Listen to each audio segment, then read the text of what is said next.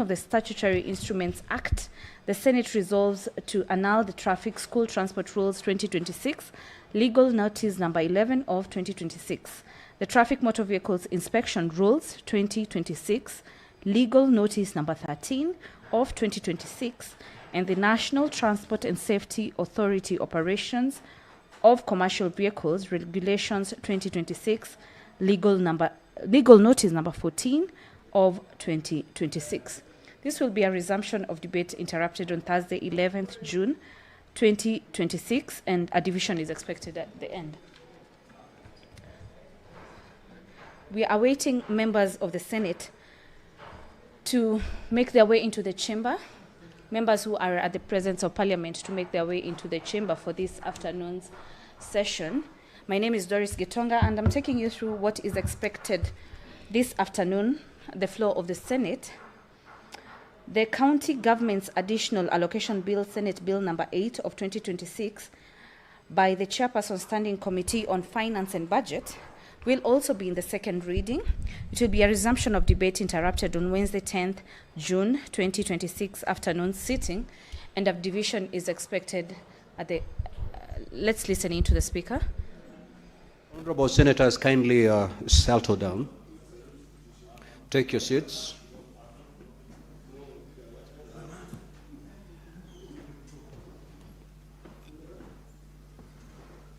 We do have quorum now. Clerk, you may proceed to call the first order. Order number 1, administration of oath. Order number 2, communication from the chair.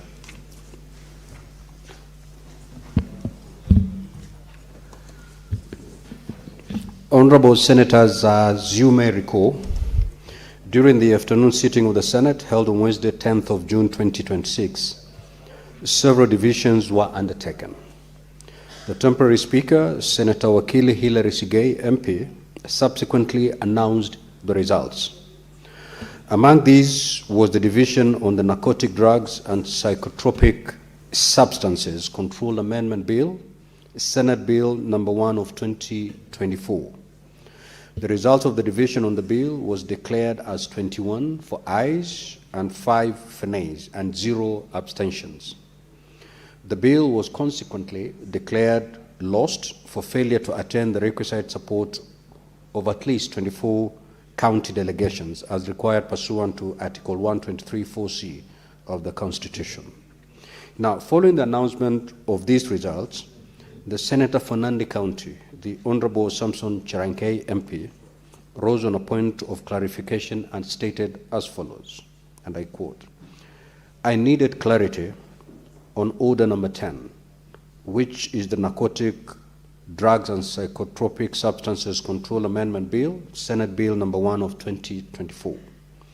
By the time we were voting on this matter, the display on the screen on Order Number 10 indicated that 24 senators had voted, and it was highlighted in green that the bill was passed. However, when you announced the results, those of us who supported this bill are surprised that you declared that the vote was lost." End of quote. Now, honorable senators will further recall that the temporary Speaker, the Honorable Wakili Hilary Sigei, MP, undertook to review the division list and issue a ruling on the matter at a later time. Honorable senators, you may walk in and take your seats.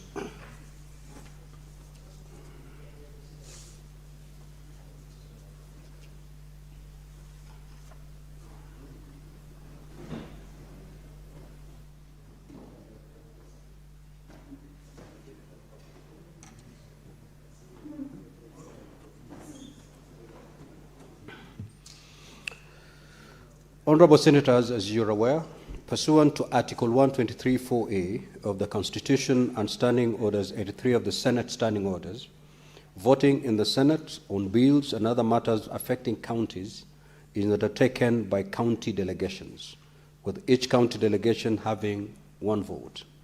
A nominated senator may only vote on such matters in the absence of the head of delegation and upon express designation by the head of the delegation.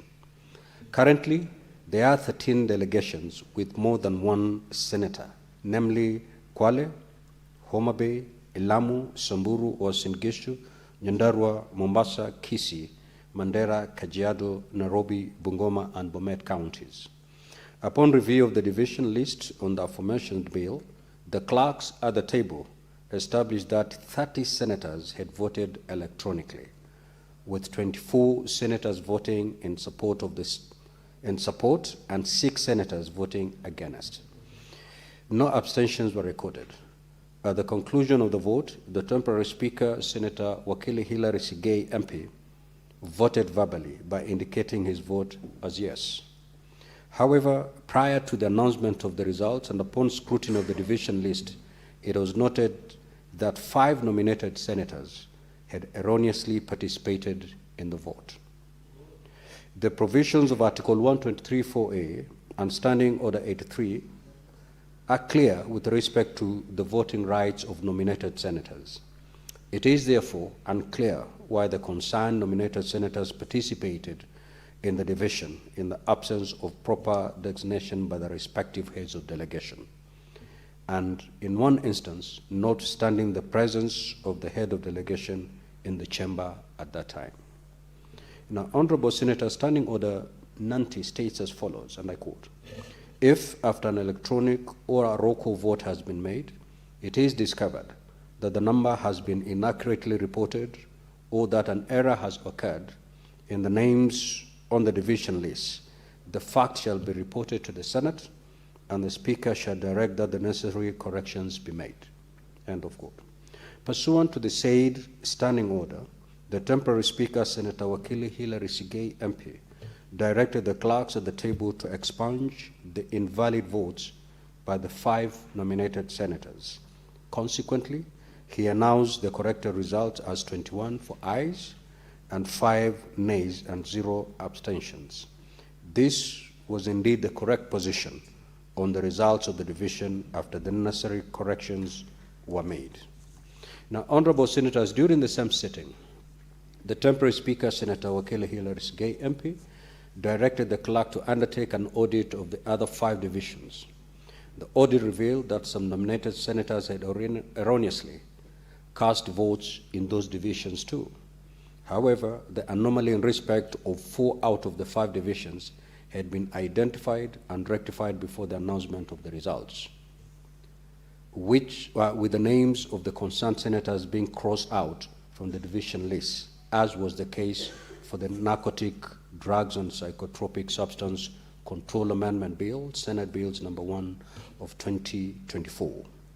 Accordingly, the audit ascertained that the results announced in respect of the following bills were accurate and in order. 1, the Statutory Instruments Amendment Bill, National Assembly Bills number 3 of 2024. 2, the Autism Management Bill, Senate Bills number 19 of 2025. 3, the Environmental Management and Coordination Amendment Bill, National Assembly Bills number 66 of 2023.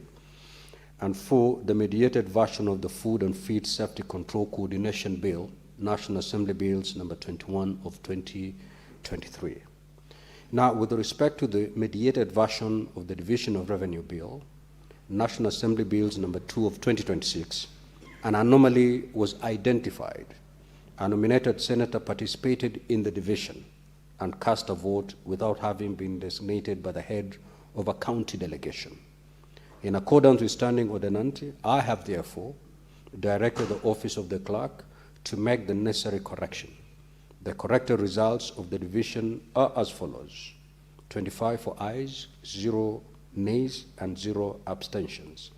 This does not invalidate the outcome of the vote, as the requisite number of county delegations was attained on this particular bill.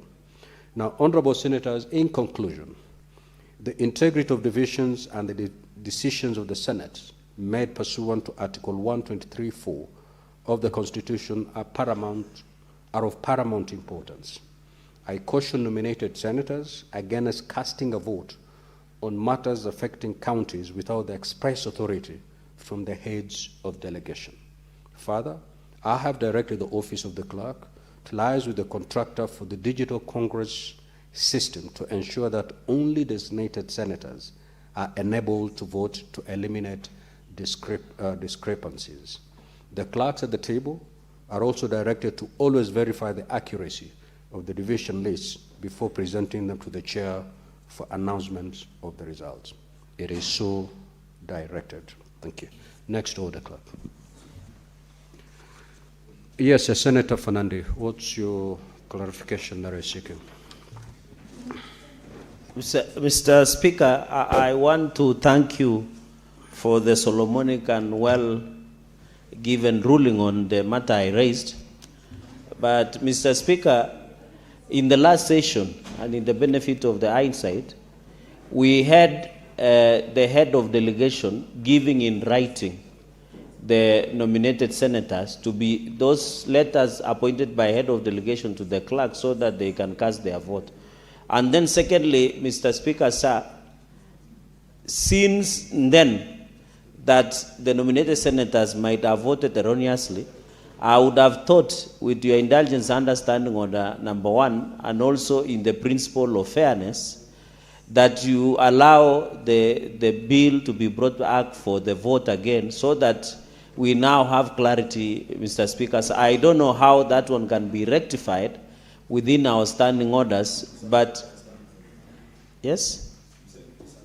Yeah, it can be allowed, Mr. Speaker, because I believe if you can correct your vote, it means also the vote of that same bill can be retaken.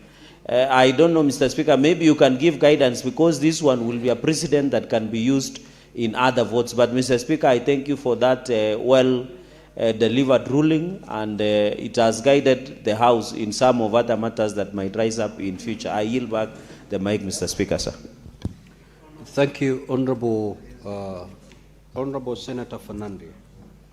Standing Order 63 of the Senate Standing Orders reads as follows. No motion which is the same in substance or any question which has been resolved, either in the affirmative or in the negative, may be moved during the subsequent 6 months in the same session. Subsection 2 reads as follows. Subsection 2A.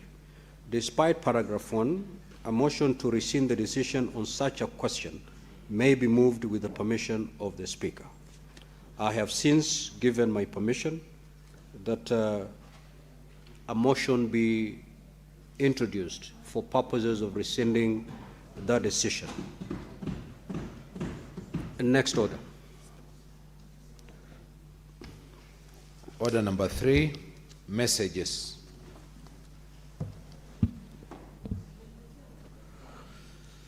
Honorable Senators, I wish to report to the Senate that pursuant to Standing Order 46.3, I have received the following message from the Speaker of the National Assembly regarding the approval by the National Assembly of the mediated version of the Division of Revenue Bill, National Assembly Bills number 2 of 2026. The message dated Thursday, 11th of June 2026 was received in the office of the Clerk of the Senate on the same date. Now, pursuant to Standing Order 46.4, I now report the message. Whereas the National Assembly considered and rejected the Senate amendments to the Division of Revenue Bill, National Assembly Bills number 2 of 2026, on Tuesday, 26th of May 2026, following which the bill was committed to a mediation committee pursuant to Article 113(1) of the Constitution, and whereas on Tuesday, 2nd of June 2026, the National Assembly and the Senate, respectively, appointed members to a mediation committee to develop a mediated version of the said bill. Further, whereas in accordance with the provisions of Article 113(2) of the Constitution and Standing Order 150, the National Assembly considered and approved the mediated version of the Division of Revenue Bill, National Assembly Bills number 2 of 2026 on Wednesday, 10th June 2026, in the form agreed by the mediated committee on the bill. Now, therefore, in accordance with the provisions of Article 113 of the Constitution and Standing Order 150 of the National Assembly Standing Orders, I hereby convey the said decision of the National Assembly to the Senate. Now, Honorable Senators, as you are aware, the Senate on Wednesday, 10th of June 2026, approved the mediated version of the bill in the form agreed to by the mediation committee and has since transmitted the message to the National Assembly. Accordingly, the bill was presented to His Excellency the President yesterday, Monday, 15th of June 2026, and was assented to. I thank you. Next order. Order number 4, petitions.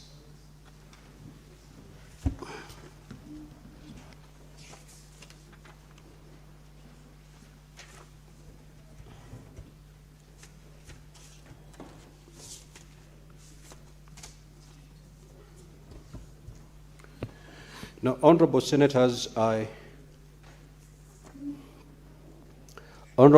pursuant to Standing Order 236-2, I hereby report a petition by Ms. Martha Adundo and other petitioners requesting for regulatory intervention to save family health options, Kenya, FHOK.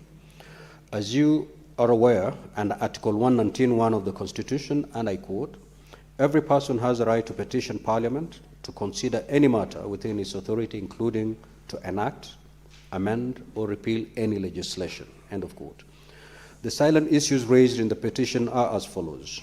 A, that FHOK is a long-standing non-governmental NGO with a history of supporting Kenya's family planning, sexual and reproductive health, and youth programs. It is a volunteer-based organization which operates 16 clinics and relies entirely on financial support from donors, the government, and well-wishers. That since 2020, the association has experienced a crisis that threatens its continued existence and undermines public and donor confidence.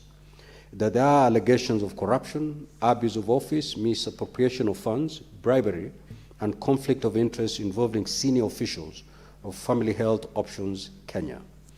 That in April 2020, FHOK received credible allegations of corruption and mismanagement from its long-standing international partner, the International Planned Parenthood Federation, IPPF.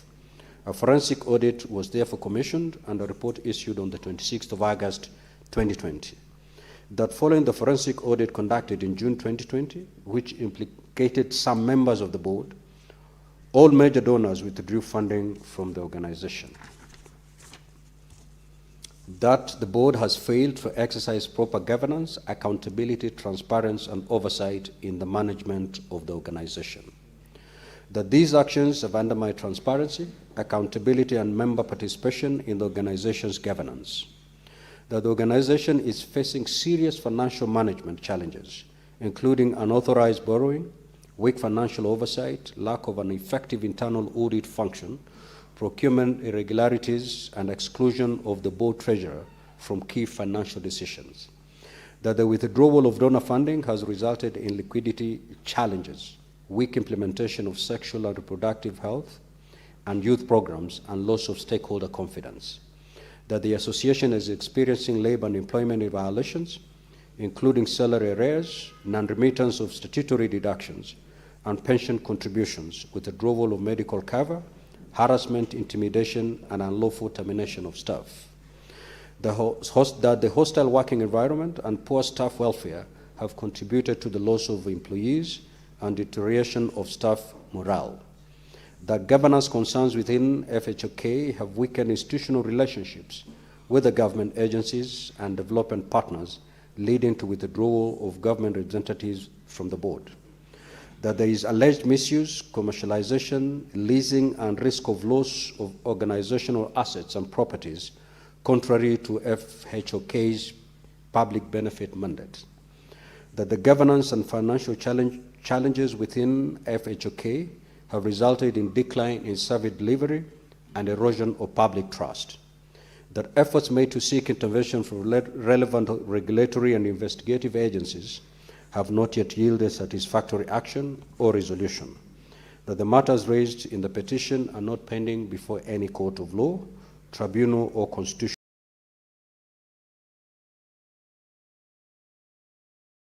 body. Consequently, the petitioners pray the Senate intervenes with a view to recommend the following. B, an appropriate measures be undertaken to stabilize the operations of Family Health Options Kenya. Appropriate measures be undertaken to safeguard property, including clinics, plots of land, and public and donor resources.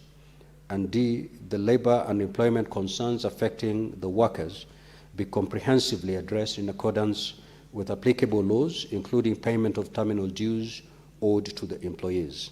Now, Honorable Senators, pursuant to Standing Order 2381, I commit the petition to the Standing Committee on Health for consideration. Now, in terms of Standing Order 2382A, the committee is required in not more than 60 calendar days from the time of reading the prayer, which is today, to table its report in the Senate for its consideration. I thank you. Next order, Clerk.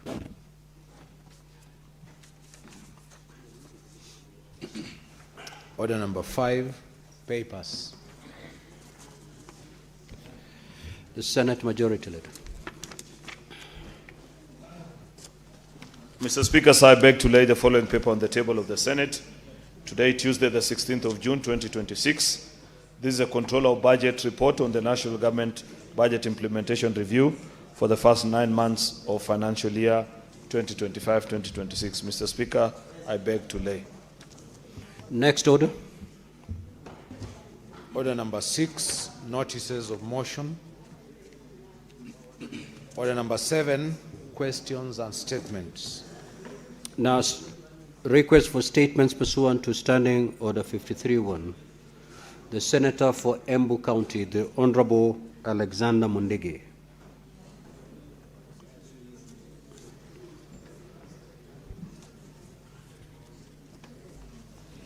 Mr. Speaker, sir, request for statement on the introduction of a 0.8% levy on tea buyers. Mr. Speaker, sir, I rise pursuant to Standing Order 53.1 to check a statement from the Standing Committee on Agriculture, Livestock and Fisheries on a matter of county-wide concern regarding the introduction of a 0.8% levy on tea buyers punched on action value. Mr. Speaker, sir, this measure is likely to adversely affect tea farmers across the country, particularly those producing premium quality tea in factories such as Rokorire, Mongania, and Kathangarire in Embu County.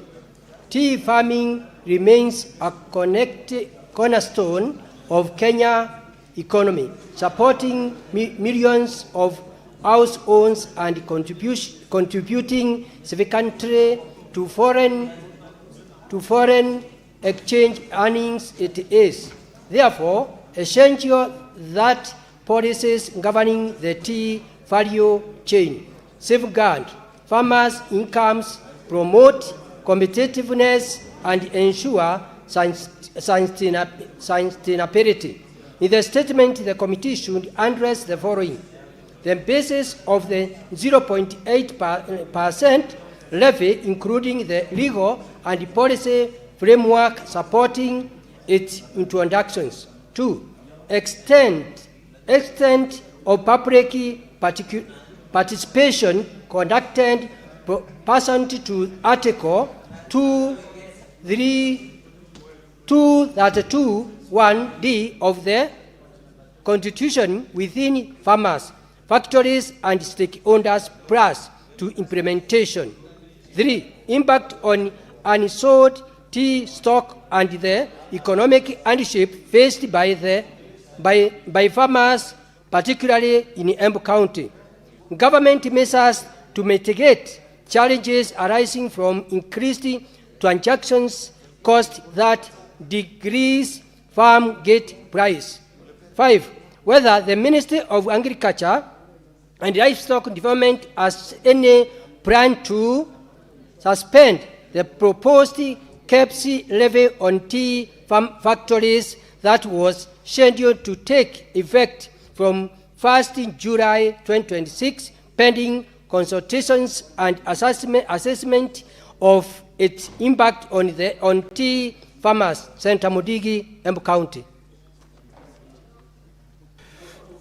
Now, Honorable Senators, we have an urgent business to dispense with, and therefore, pursuant to Standing Order 45.2, you'll allow me to rearrange today's order paper. We dispense with order number 10, Thereafter, we will resume the normal flow as contained in today's order paper. Clerk, you may proceed to call that order.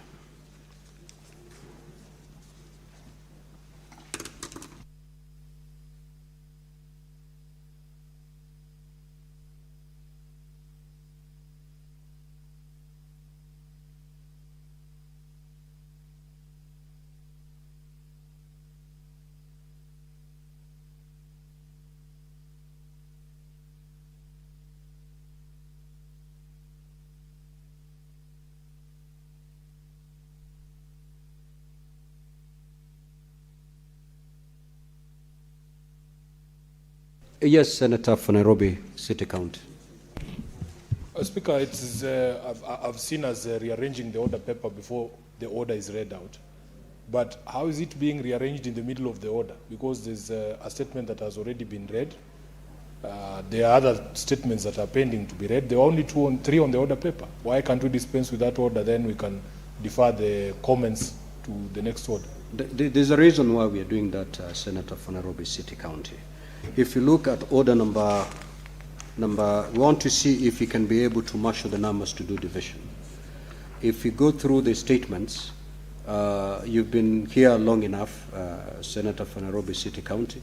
At the end of comments on the statements, we will hardly have what we require to handle order number 9 and 10. Yes, Chair. And therefore, and that's why I rearranged the order paper. Now, if you look at order number 9, it's due for division. However, we want to see if we can be able to conclude debate. On number 10, it's moved, it's debated, replied, so that we can handle number 9 and 10 this afternoon. That's in order, Chair, but just traditionally we have deferred the order at the point of the comments. And as one of the people who is supposed to marshal numbers, I don't think the Chair of Finance wants to upset me, because I needed to read the statement and wait for comments later. But I am, I am properly guided, Chair. I think, Chair Finance and Budget, you've had the mild threat from you may proceed to call the order, Clerk, first. Order number 10, the County Allocation of Revenue Bill, Senate Bills number 10 of 2026, second reading.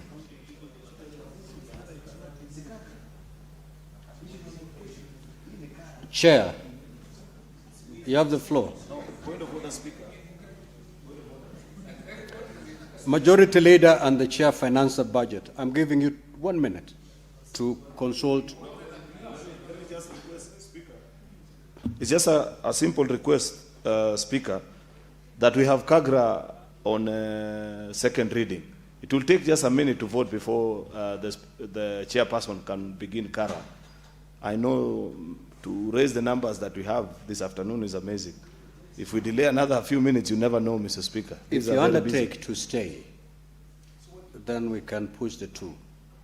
But if you're not sure the numbers will hold until... No, let's do an additional, Mr. Speaker, so that it can even allow us to table a cash disbursement schedule. It will only take a minute, Mr. Speaker, kindly.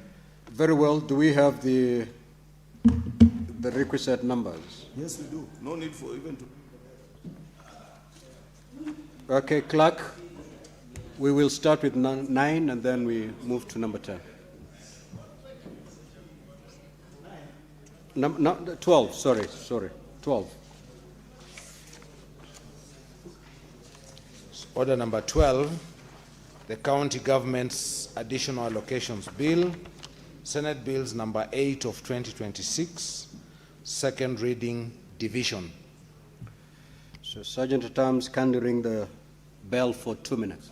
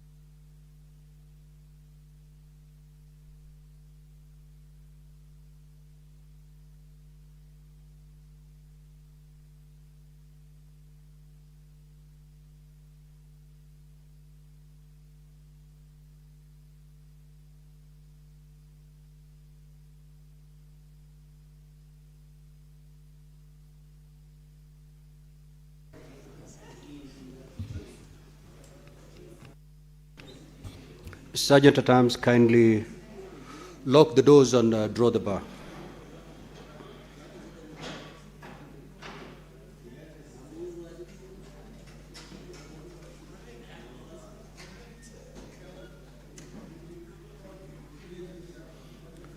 Clerk, can you put the system ready for voting?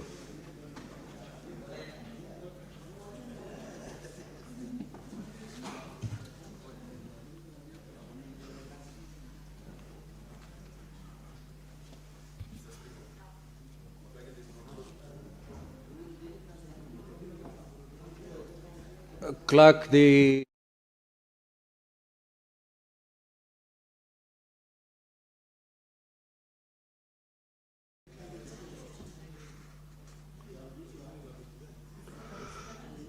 So, honorable senators, pursuant to Standing Order 83-2A,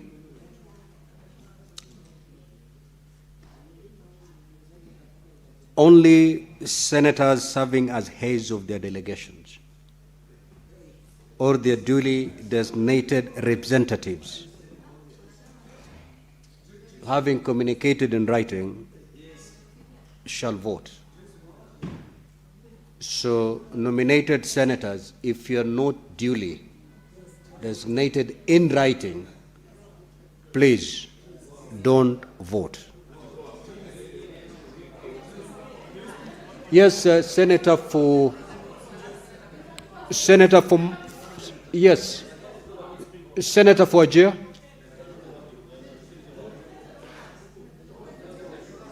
Is your gadget working, Senator? No. So we will vote with those whose gadgets are working, then we'll correct the anomaly once we've seen. Yes, Senator for Meru.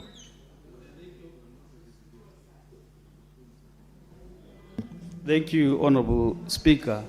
Honorable Speaker, I really agree with your guidance in total. But Honorable Speaker, honestly, I feel the nominated senators are equally to the task as elected senators. I am kindly requesting the delegations which have withdrawn the privilege to the powers and privileges to the nominated senators to reinstate, Mr. Speaker. Because I really feel these senators are very competent. There is no need of losing a vote simply because Senator Sifuna is not here, Senator Mandago is not in this house, Senator for Kajando, Kanar is not in this house. Mr. Speaker, it is very, very unfair, because these colleagues have been here for four years with us. Order, Senator Fomeru. Unfortunately, the chair has no powers to compel any head of delegation.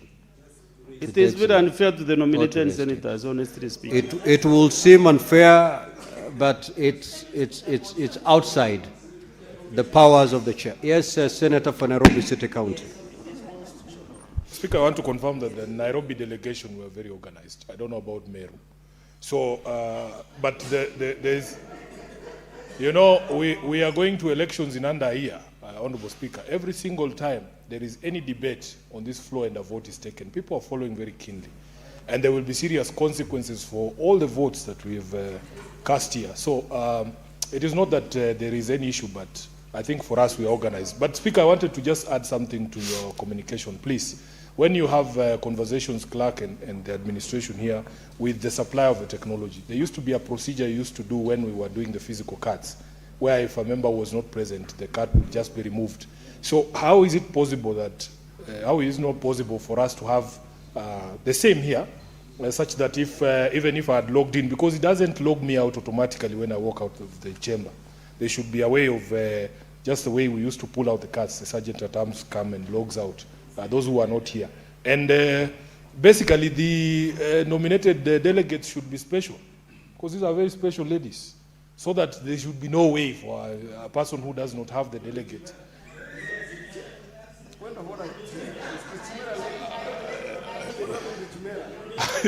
You know what I mean, Chair? No. Dear lovely ladies and gentlemen. Yes. But there should be a way. Technology has advanced, Honorable Speaker. Yes, Senator for Nairobi City County, if you are listening to me keenly, I said I have directed the supplier of this technology to see to it that something is worked on to ensure that when similar to the pulling out of the card, so that it disengages the senators who are not supposed to vote. Now, honorable senators, let us proceed. The supplier is well advised.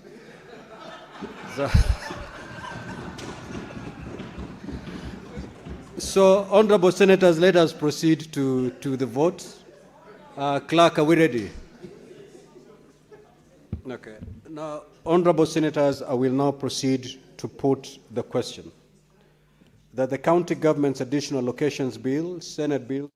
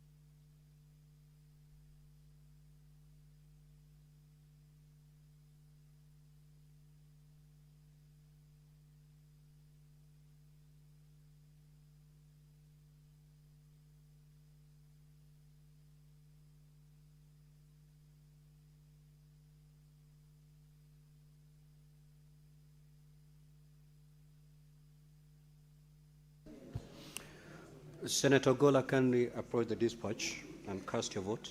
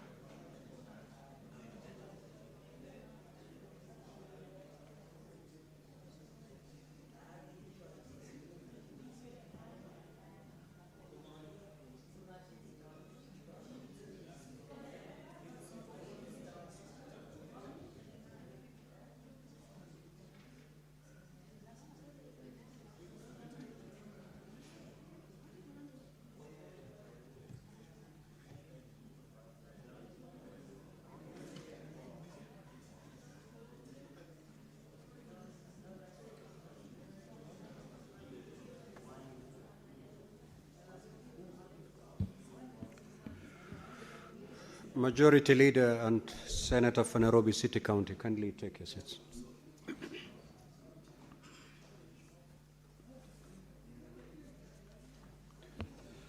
Now, Honorable Senators, the result of the division is as follows. Nays, 0. Ayes are 28, abstention 0. So the ayes have it.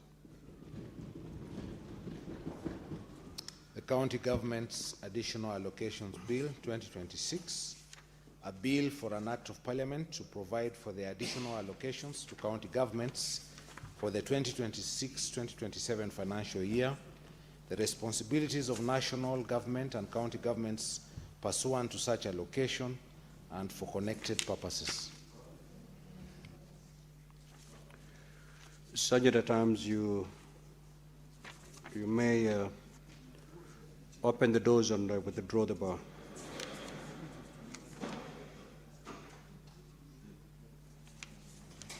We'll now move to order number 10.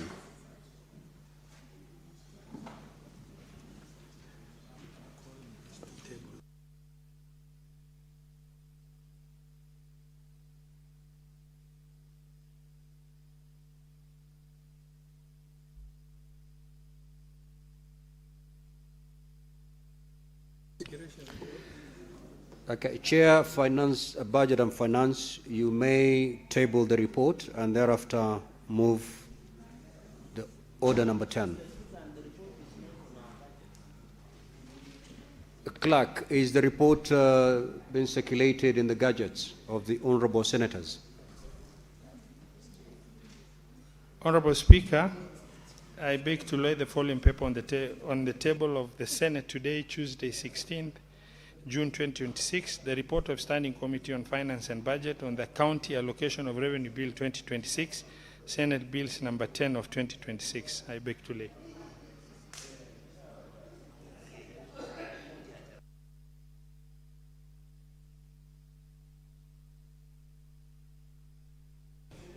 Now, Honourable Senators, the report that has just been laid is being uploaded in your gadgets so that you can follow debate and contribute effectively.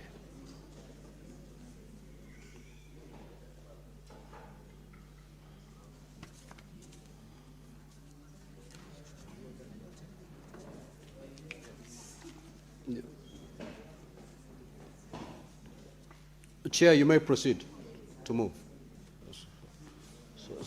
Order number 10, the County Allocation of Revenue Bill, Senate Bills number 10 of 2026, second reading.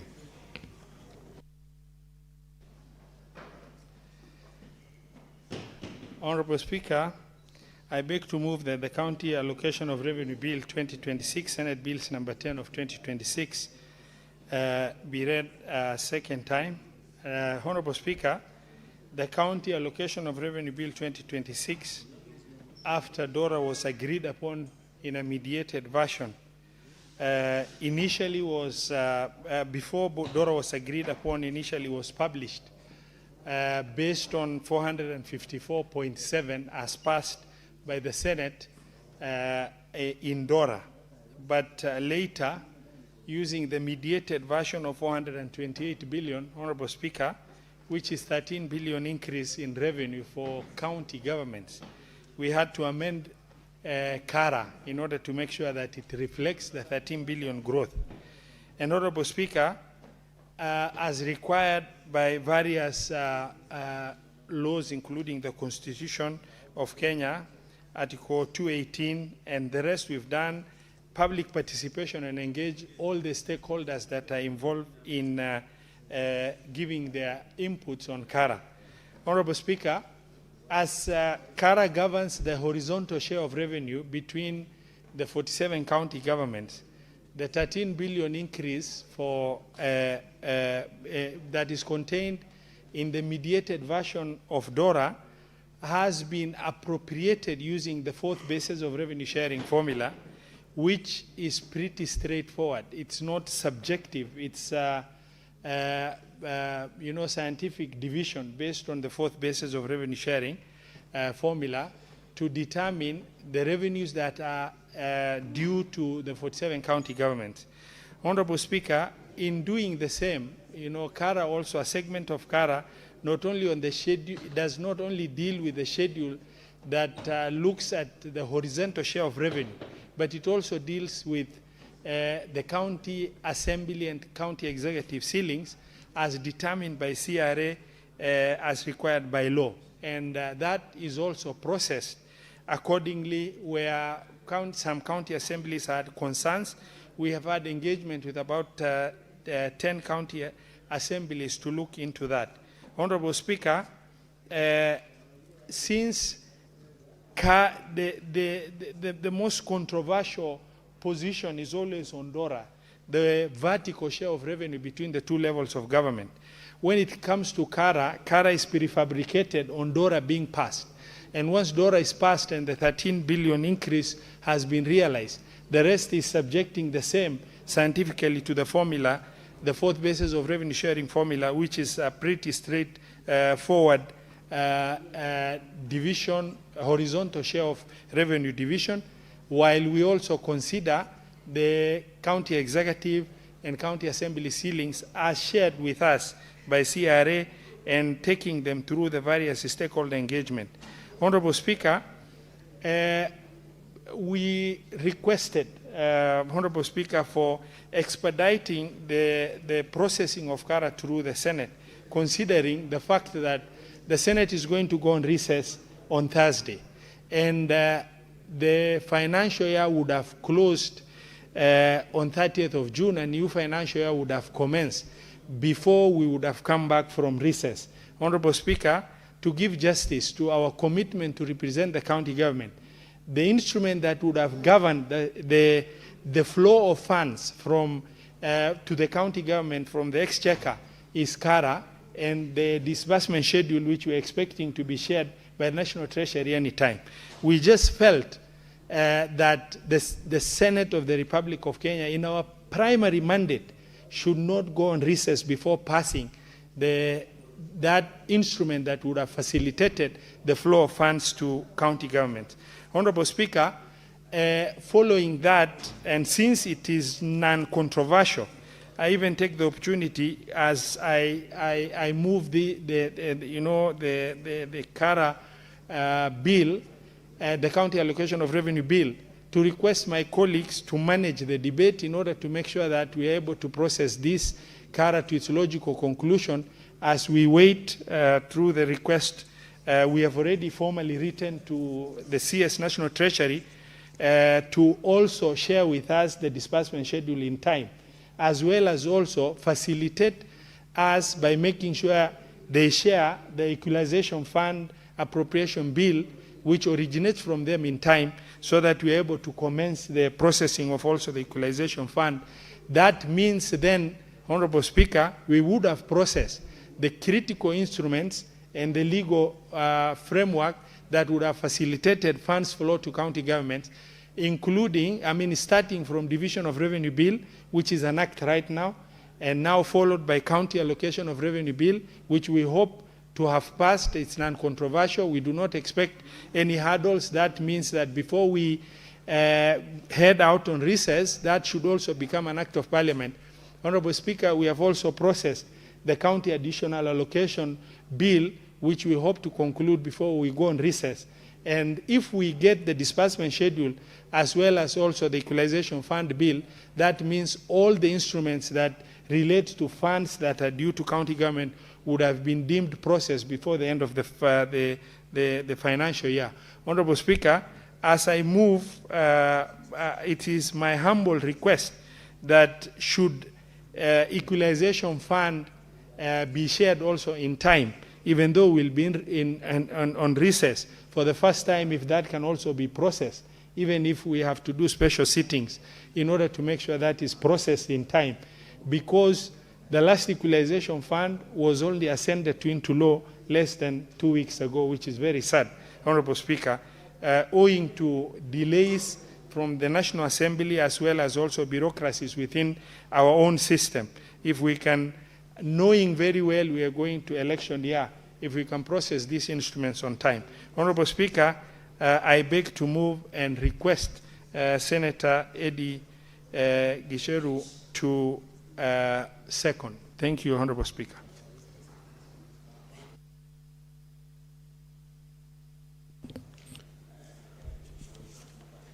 Honorable Speaker, I want to, right from the start, second, the presentation has been put by the Chair of Finance and Budget. Honorable Speaker, given that I know that a number of senators, want to participate on voting a variety of these issues, I don't want to bore us with much, but I want just to emphasize the idea that this is one of the most critical things that we as a Senate do, being able to fight so that the money not only just get to the counties. From the process we have been going through this past month actually, where we have been able to add money through the DORA process to counties. From last time it was 10 billion that we were managed to go through mediation and to be able to bring to counties, and now we have done it to 13 billion. And then, of course, this is the critical part where money must now follow functions by making sure that those that have been allocated are able to go home to our various counties on time. That's the purpose for the disbursement schedule. Mr. Speaker, I think that even as we go to on recess after passing, a couple of these bills today, we must be able to return to the critical issue of accountability. Mr. Speaker, it always breaks our heart, the kind of work that we do in finance and budget, and of course in extension to this house, the money that we are able to send to the counties, and then you see the kind of wastage and leakages that we see in monies in the counties going on, Mr. Speaker. And therefore I want to share with the Senator that even as we work to conclude on this work today, we must go into the business of oversight, the business of making sure that accountability labs are put in the counties to make sure that our governors are not wasting these monies that we have really fought hard for. So the counties must take note, our population, that we have concluded our work in this week to make sure that both the monies are sent to the counties and as they are sent on time. But then we must give chance to the senators to actually make sure that the governors are using this money appropriately. I don't want to bore us with much because this is self-explanatory, it's quite procedural, as the Chair of Finance and Budget has explained, and to give us a chance to vote appropriately and on time, I want to second and support accordingly, Mr. Speaker. I thank you. Honorable Senators, I will now propose the question. that the County Allocation Revenue Bill, Senate Bills number 10 of 2026, be now read a second time. The floor is open to debate. The Honorable Senator Manzo.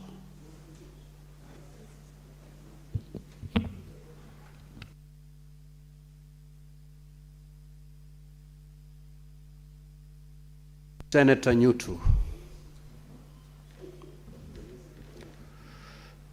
Senator Edwin Sifuna. Speaker, I'm getting very hostile looks from the chair of budget. He seems to have this idea that we should not... Don't worry about the look. That we should not debate this, and this is a house of debate. I don't know why he... You're safe with the chairs, so don't worry about the look from the chair of finance and budget. You may proceed to make your comments. Thank you for that protection, Chair. The chair of finance seems to have this idea that this is an uncontroversial matter. I will just make one comment, Honorable Speaker. There is no law that is passed here that is non-controversial. And Speaker, it breaks my heart because, you know, the initial calculation, the initial bill, I was looking at the old bill because you had not furnished us with a new one, Honorable Chair. The total amount that was to come to Nairobi was 235B if we had gone with the old Allocation of Revenue Act. And now I've seen that it is 22.1B. I want the senator from Mandera to know that that's a controversial issue for me because, Honorable Speaker, that is a deficit of 1.4 billion shillings that would have come to Nairobi and to help the people of Nairobi here. So whereas we support, please understand our pain sometimes, and we have to say something that we are pained on behalf of the people that we represent. But I support, Honorable Speaker. Thank you. Senator Chiranke. Mr. Speaker, I agree, and as I make a few comments on this bill, the County Allocation of Revenue Bill, Mr. Speaker, it is unfortunate that we are yet to see the report of the committee. I'm told, and I don't know, I was told there is supply of this gadget in the room. We should be told who that is so that we don't need to delay, Speaker. We get the report. Secondly, Mr. Speaker, sir, this is a very important bill. And the issue that money has been allocated, I'm happy Nandi is going to get 8.5 billion in terms of equitable share. This is an increment from last year, financial year. This, I hope, will work for the benefit of the people of Nandi, for provision of health services, roads, and many others, Mr. Speaker, sir. I'm happy that we have increased, as the mover of the motion, the chairperson, Senator Ali Roberts, said that we have moved 15 billion. That comes to 428 billion. This 8.5, and I want to agree with the Senator of Migori that now the work is on oversight as the Senate. But Mr. Speaker, while Nandi is getting 8.5 billion, our only worry, Speaker, is we are certified morticians because we only come after, and I think Kenyans should understand this, Mr. Speaker, sir. The fact that after voting for the Division of Revenue Bill, and yesterday the President assented to it, of 428 billion, is we'll only interact with the report only after the OAG as Article 223, Mr. Speaker, of the Constitution of the Republic of Kenya. So we are just like morticians and undertakers because we just come, we can't prevent much. I know my brother, Senator Omtata, I don't know whether he dropped his bid to run for president, but that is a story for another day. After I told him he needs 8 billion to run a presidential campaign, has been running to court and trying to assess and trying to demand accountability. But the challenge, Mr. Speaker, and you have been a governor, is we only interact with the reports after the recommendation of OAG. Mr. Speaker, I want to propose to the House, and I hope the Chair of Finance is listening, is we need to give powers to control our budget. I know governors don't like this when we say, so that there is a due diligence before payments are done. Because this is where, Mr. Speaker, we are talking now, where almost 200 billion on pending bills. Nairobi leading. And I think I saw Kilifi yesterday, where you come from, Mr. Speaker, almost 11.8 billion. Mr. Speaker, when your county appeared yesterday, after Nairobi.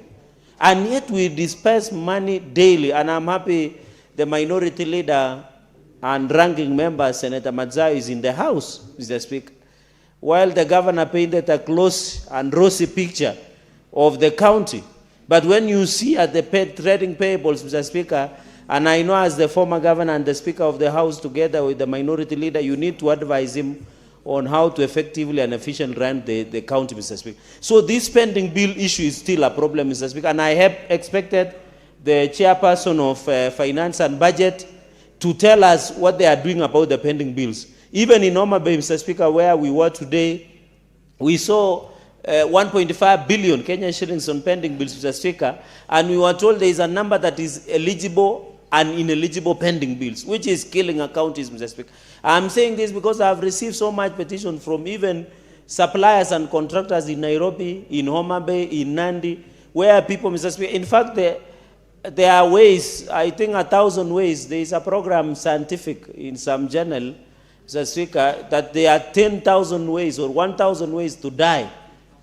But I want to add, Mr. Speaker, the 1,001 to die is to work and supply for county governments. In fact, Migori is no longer a going concern, even Kitui, Mr. Speaker.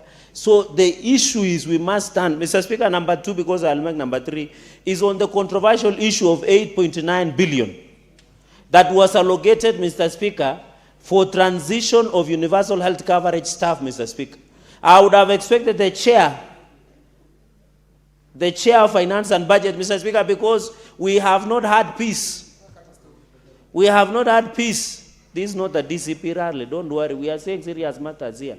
We have not had peace unless the senator of Laikipia lives in Mass. Mr. Speaker, even you have received a number of messages. The UHC staff of 7,400 who have worked, Mr. Speaker, for 6 years under contract. Yet they are yet to be confirmed under permanent and pensionable. We receive, Mr. Speaker, I receive almost over 1,000 WhatsApp messages and SMSs asking their fate, Mr. Speaker. And I want to thank His Excellency the President.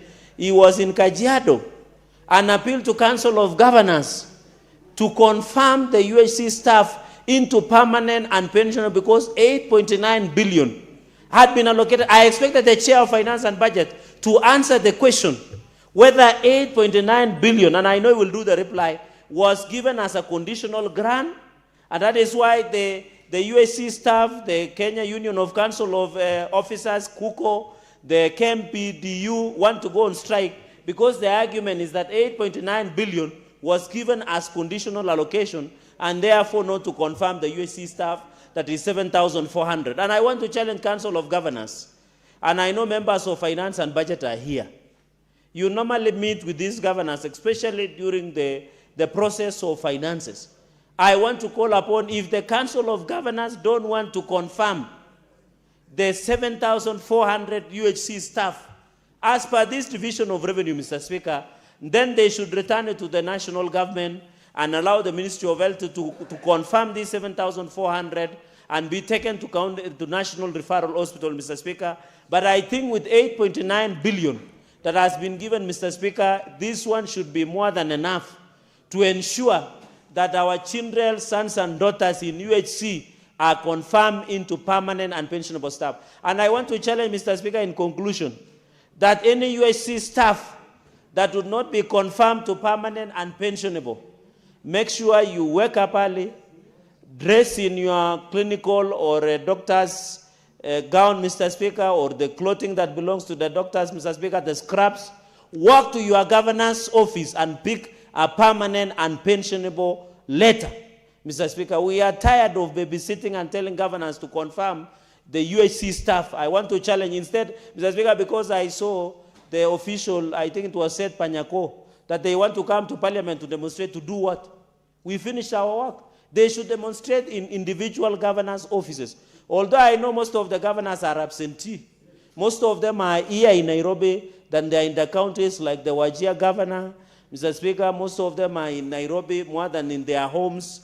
Most of them are in Dubai and South Africa. I'm told, Mr. Speaker, when Dubai was bombed, they shifted their base to South Africa, Mr. Speaker, to Calavant and perambulate, Mr. Speaker. So they should look for those governors, Mr. Speaker, where they are.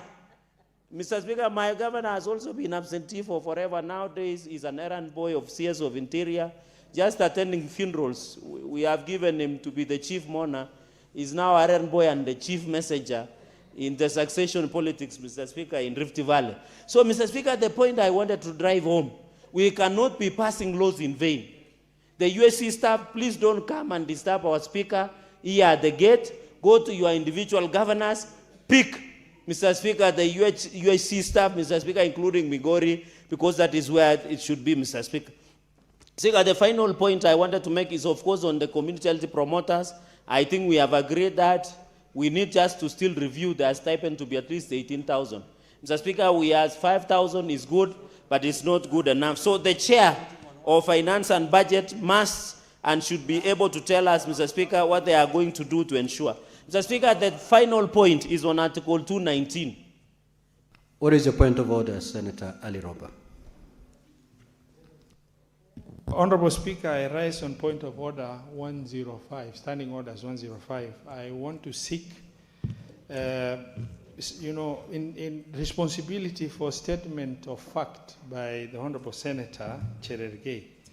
There is a lot of very heavy statements the Senator has made regarding, leaders in this country, including his own governor, and that. Can he substantiate or provide the House with evidence of the statements he's making as to the extent that these governors live in Dubai and South Africa, and some governors are errand boys, as he has shared, Honorable Speaker, so that the House of decorum are not demeaned by statements that are not substantiated appropriately by the Honorable Senator. Honorable Speaker, I submit. Indeed, Senator Fernandez, you have made very grave allegations against several state officers. Are you in a position to substantiate the allegations that you've put forth? If you are able, proceed to substantiate.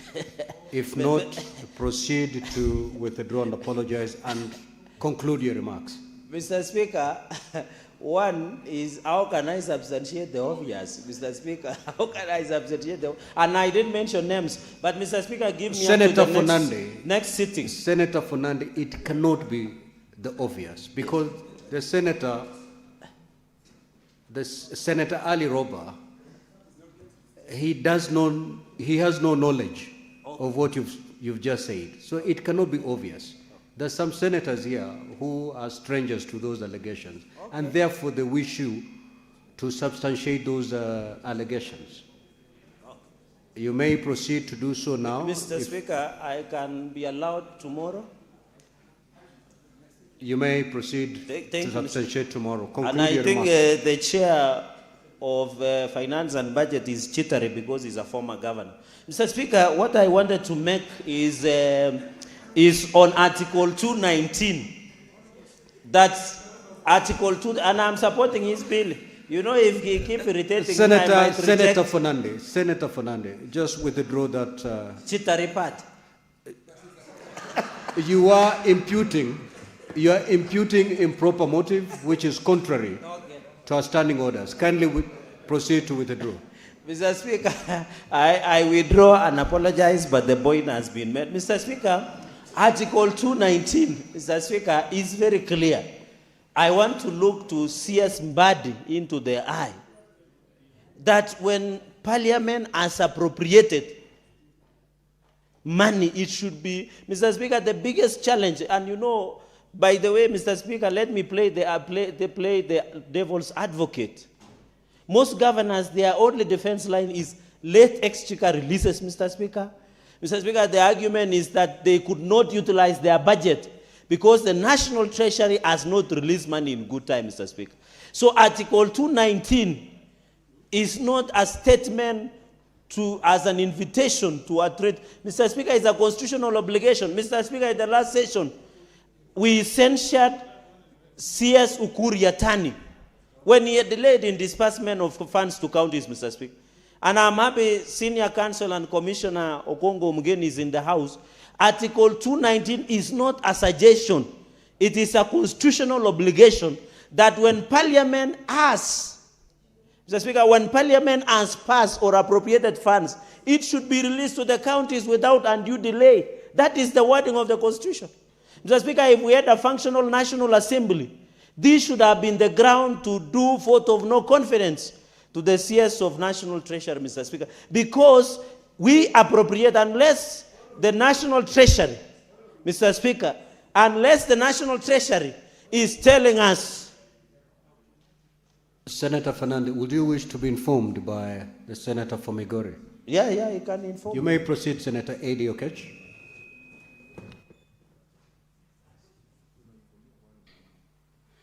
Mr. Speaker, and perhaps my chair of Finance and Budget could help here, because we are facing a thin balance whereby we can have excuse for mischief on governors on this issue of disbursement schedule. I have the disbursement schedule that was already shared in our committee in Finance and Budget. I don't know why it is not in the House yet. We have a forwarding letter from the CS Mbadi that he had requested for this one to be approved as fast as possible. And Chair, because Finance and Budget Committee is actually a committee of this House, perhaps it would be interesting for the Senator of Nandi to know that in the disbursement schedule that I have already, we have the schedule here between July 15th. Senator Eddie Okech. Yes, sir. Yes. Has that document been tabled before the House?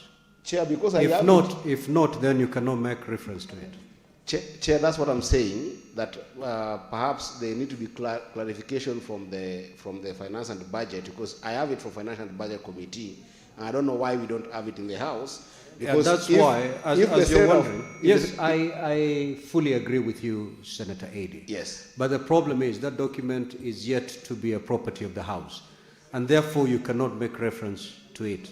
But you see, and drawing information from it to help the Senator Fernandi may be inappropriate at this time. Chair, my request then is, because of integrity issues, if the Senator of Nandi is debating that the Minister of Finance hasn't sent that schedule to the House and continue debating as such, then we're just excusing the governors.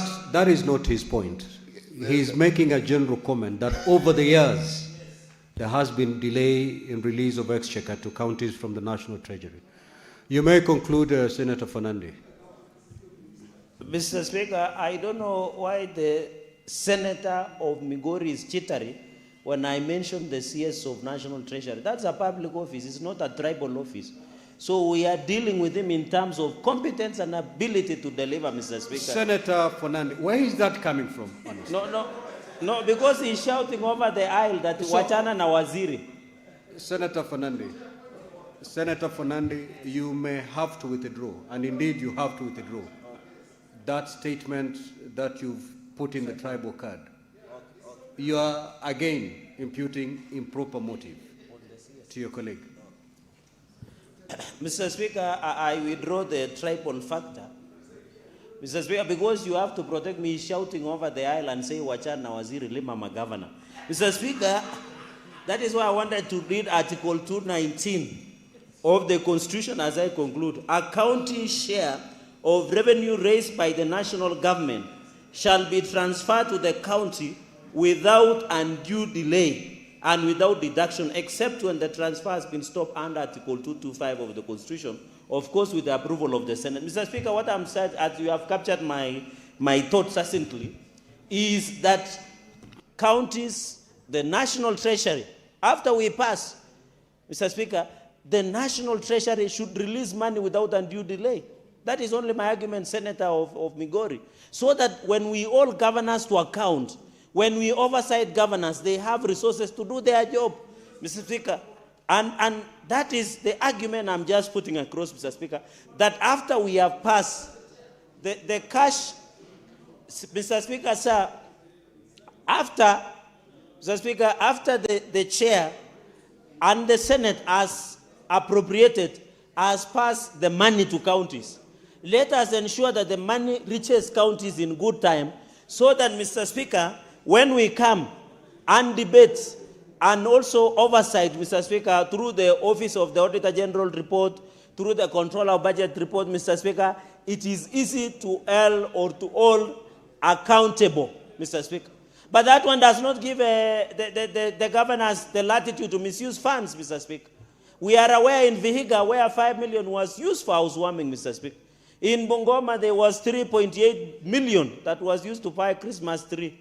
In fact, in Homa Bay today, we noticed that in Homa Bay, they were using 2.8 million to construct a governor's gazebo.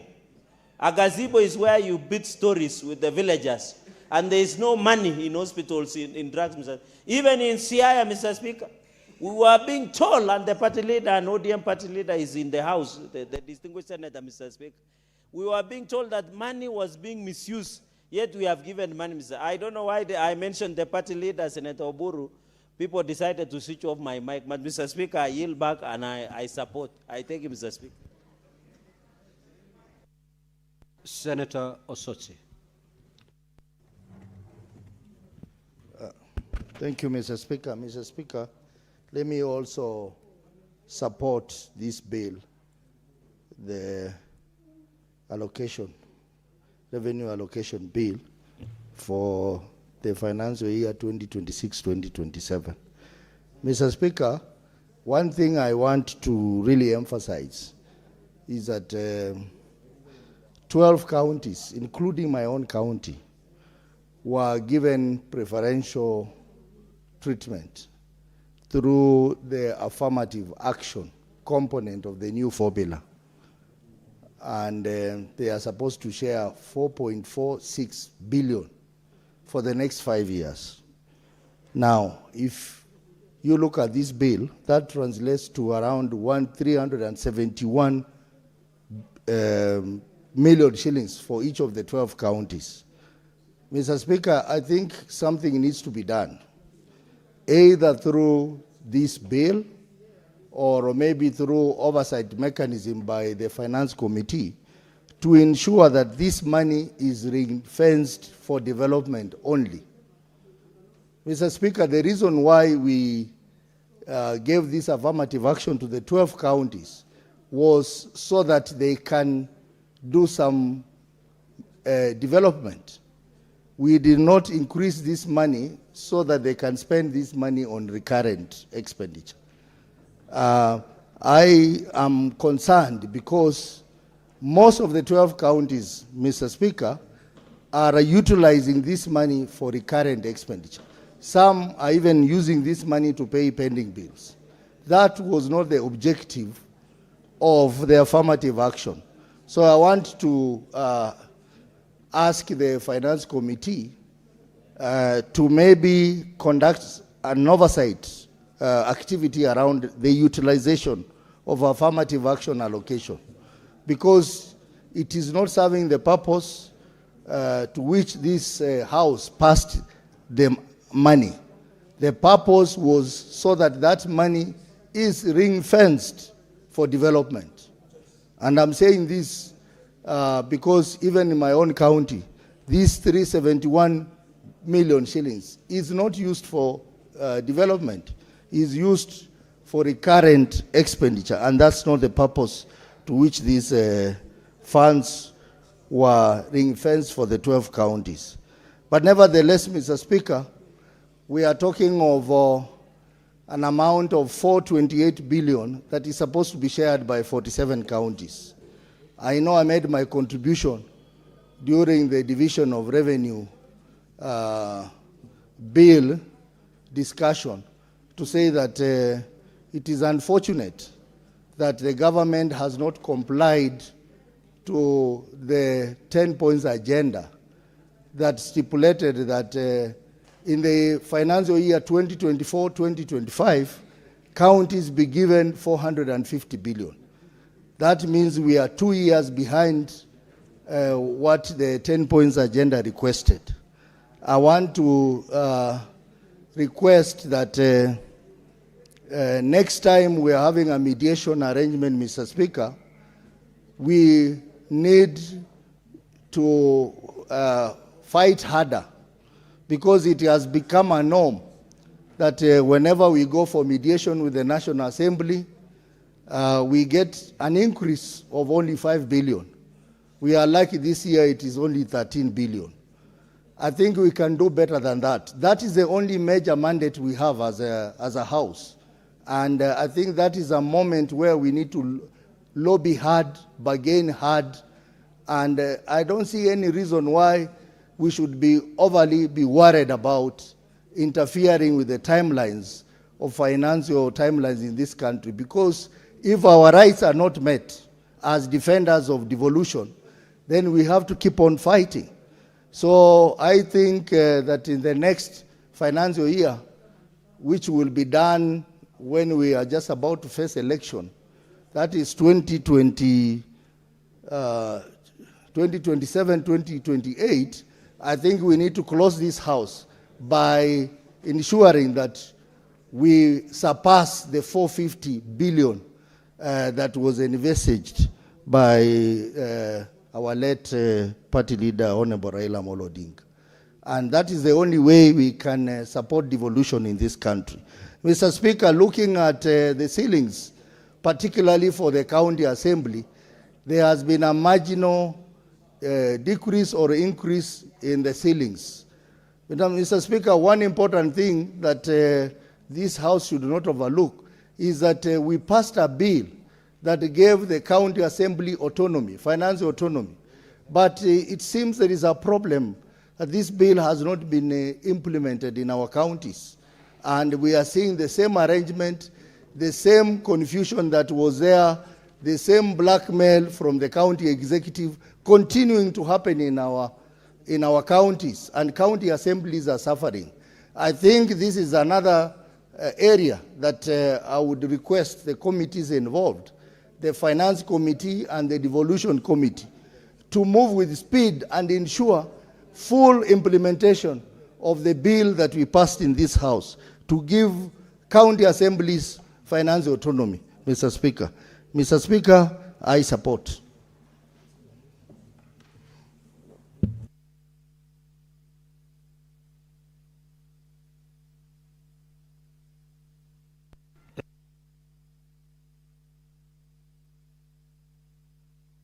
Seki.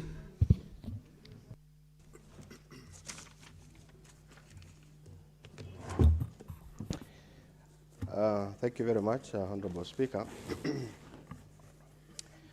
I also come in support of this bill, the County Allocation and Revenue Bill 2026. Honorable Speaker, this bill comes at the time when the county governments are waiting for this financial year.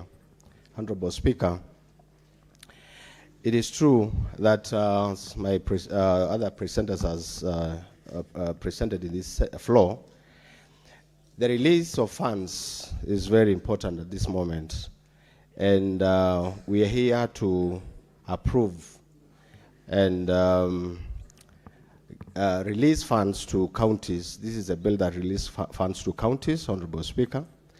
And it is important that counties get to understand that this money is coming at the right time, so that at least between this year of 2026, 2027, the counties, administrations, governors need to allocate and apportion the money accordingly, because I think this is the only year that they do have to implement the development, that they have already budgeted for, and try to see if they can finish the projects that they have earmarked for their counties, Honorable Speaker. My county, blessed to have 9.8 billion Kenya shillings, which is an increase from the last year's allocation, Honorable Speaker.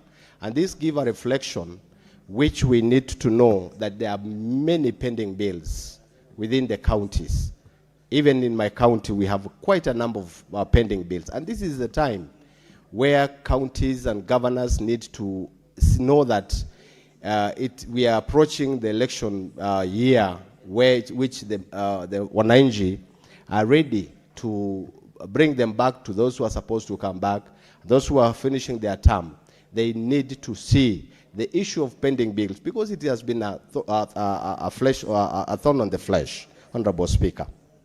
you get that many traders in the counties that have done works in the county governments, they are really in trouble.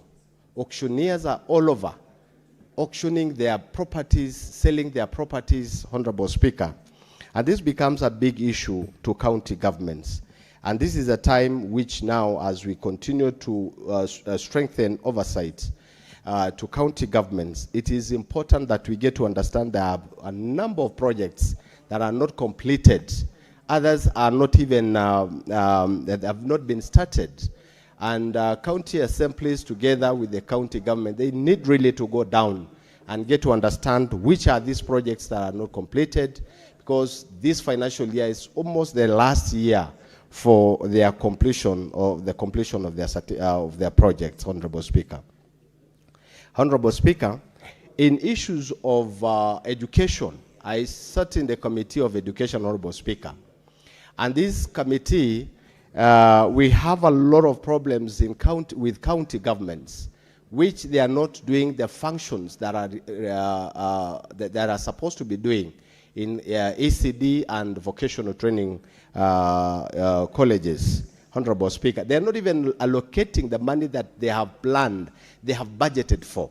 They are not implementing that money, Honorable Speaker. This is the time that now we are releasing money to county government. They need to know that one of the functions of county governments is education, is ECD and vocational training colleges, Honorable Speaker.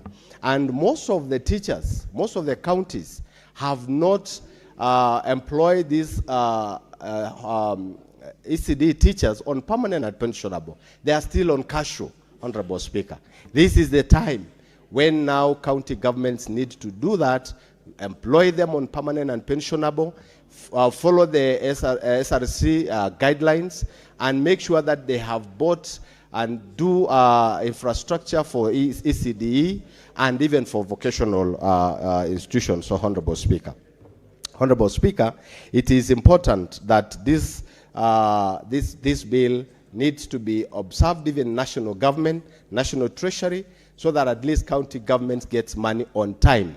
So that this kind of an excuse of county coming to our committees and say that we don't have the allocation, national treasury is delaying money, it is the time when now the national treasury also need to release money on time. Otherwise, Honorable Speaker, I support this bill. Thank you very much. Yes, Senator Mugeni.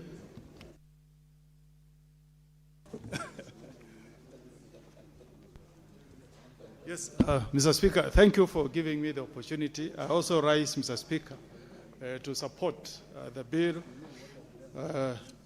the motion that is on the floor that wants to ensure that we continue supporting our counties with adequate resources, Mr. Speaker, so that they continue providing services to the people whom we represent and whom we have been tasked to fight for as senators. Mr. Speaker, first, it has become a ritual, Mr. Speaker, that every budget-making cycle, we make a proposal to increase resources to our counties, but the National Assembly has remained a big stumbling block, Mr. Speaker, in terms of, not supporting the effort that senators are making in ensuring that we increase the supply of resources to our counties. Mr. Speaker, I hope that we shall revisit. You know, Mr. Speaker, we made a proposal in Naivasha when we went for our induction, and we agreed that as senators, we need to close ranks and support a constitutional amendment, Mr. Speaker, that was meant to give the Senate of the Republic of Kenya, Mr. Speaker, a say in budget-making process. Mr. Speaker, till and unless, as senators, we rally together and support that amendment, Mr. Speaker, we will always play second fiddle to the National Assembly.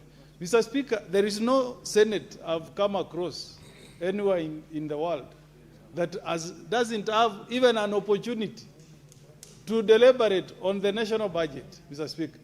Even the House of Lords in UK, that is not elected, Mr. Speaker, The House of Lords does not even elect their own speaker. Their speaker is elected by the House of Commons. But after the budget, Mr. Speaker, the budget is presented before the House of Lords, and they deliberate on it. How come, Mr. Speaker, that the only thing as we discuss as Senate is budget policy statement? How can you discuss budget policy statement, but you don't discuss budget, Mr. Speaker? We need to do something as senators to ensure that we find a way of bringing that budget here, so that we also discuss the budget of the Republic of Kenya as senators. Mr. Speaker, you are elected by the people of Meru. You received more votes than any of the MPs from Meru County, Mr. Speaker. How come that you don't have any say on how resources are shared in this country, Mr. Speaker? We must revisit this issue, Mr. Speaker. It cannot be, Mr. Speaker. Secondly, Mr. Speaker, I want our governors to now start delivering on services to the people, Mr. Speaker. We worked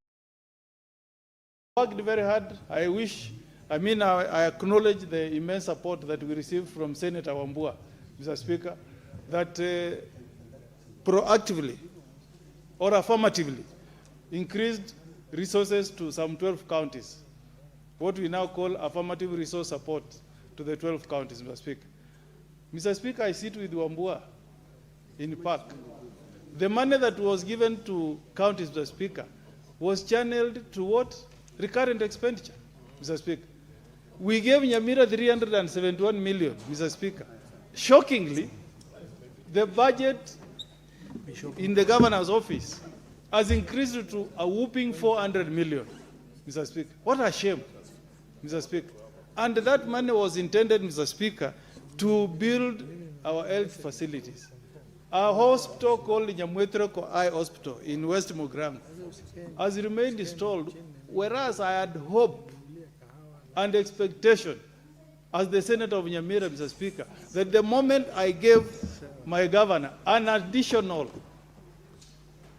affirmative money, 371, he was going to do something that the people of Nyamira will remember that this was an effort of their senator, yours truly here, Mr. Speaker.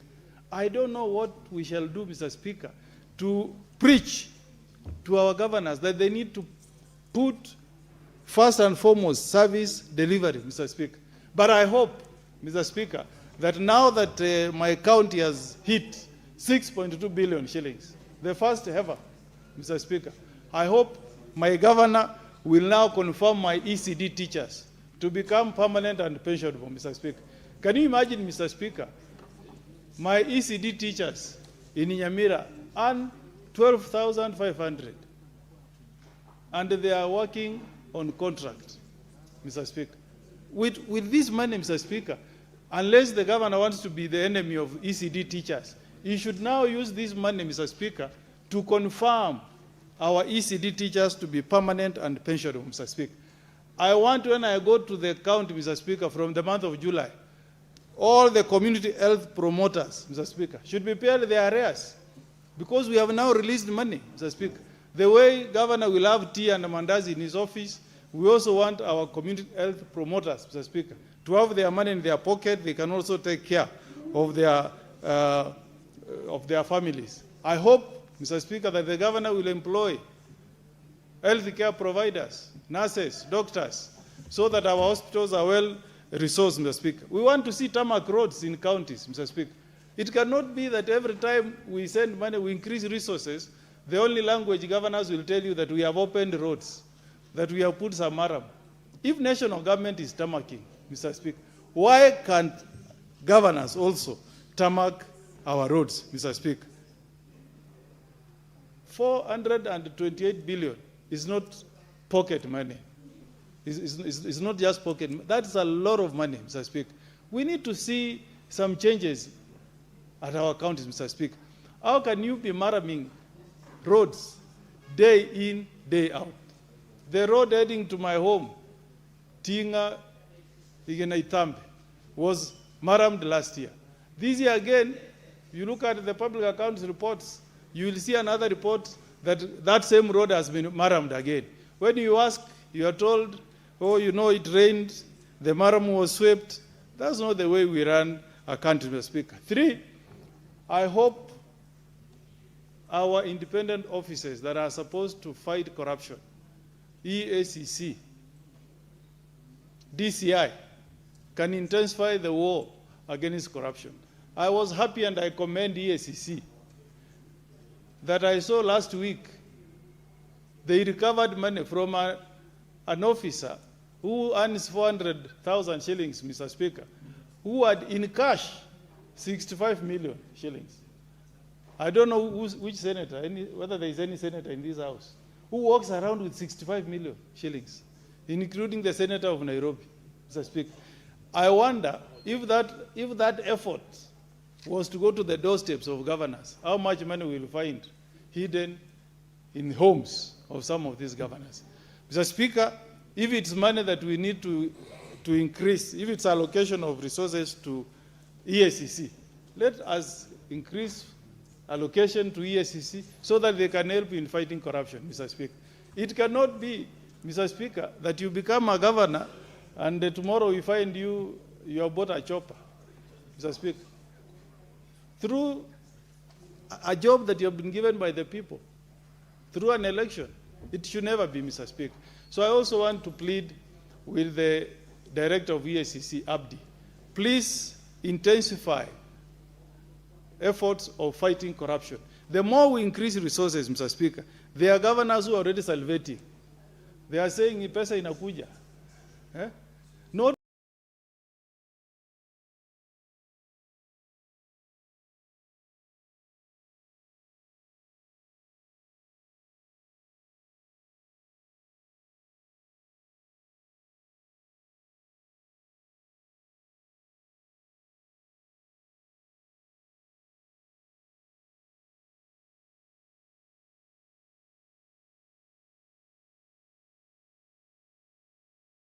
to go and flock money has been spent in my county of Nyamira, Mr. Speaker, and you will be surprised, Mr. Speaker, that there is nothing tangible. People are not feeling the impact of money we are getting from our donors, Mr. Speaker. Because, Mr. Speaker, you get a report telling you that the county government of, let's say, Kitui, has received money to make the city clean, to do garbage collection. But what welcomes you to the headquarters of Kitui is garbage everywhere. Yet the reports that come to us, Mr. Speaker, you are told we have now cleaned the city. I invite you, senators, to make a surprise visit to Nyamira. Stop in a market called Kebirigo, all in Mr. Speaker, and you see the kind of garbage you see there. I want to appeal to our governors, Mr. Speaker, to also join efforts with senators. We are doing the best we can, Mr. Speaker, to support our counties. But unless governors also join efforts and put service delivery ahead of their selfish interests, devolution will never be meaningful to our people. I support Mr. Speaker. Thank you. Senator John Yutu.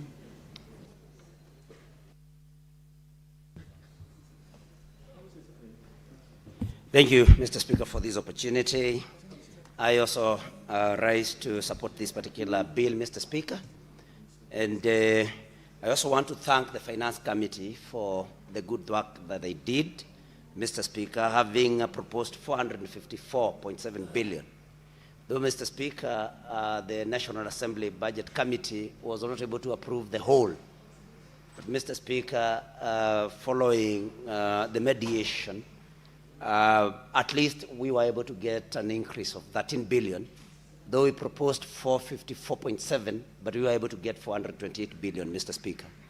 And I want to say that the National Assembly, especially the Budget Committee, must be persuaded or asked to be considering whatever you propose here, Mr. Speaker, because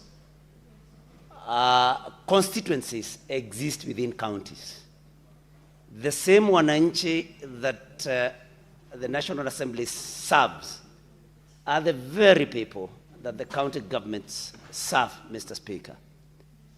And especially when it comes to health, that everybody, including the members of the National Assembly, have families that receive medical care from counties. And that is why we would want to beseech them that when we take our estimates and our proposals to them, that they should be giving it a favorable consideration. But Mr. Speaker, I must say that counties must also, besides what we allocate them here, counties must also see to it that they collect enough own source revenue, Mr. Speaker. And one thing that can really aid that is automation of collections by counties, Mr. Speaker. So we must call upon counties also to see to it that they raise their own source revenue, especially through automation of this particular exercise, Mr. Speaker. Mr. Speaker, like most of those that spoke before me have said, we cannot have incremental or raised allocations and retain the same services that we used to have, Mr. Speaker. There must be a reflection on the ground. Mr. Speaker, when I served as chair of the Committee on Education in this House, we were able to pass recommendations that every other ECD teacher serving in any county in this country must be employed on permanent and pensionable terms.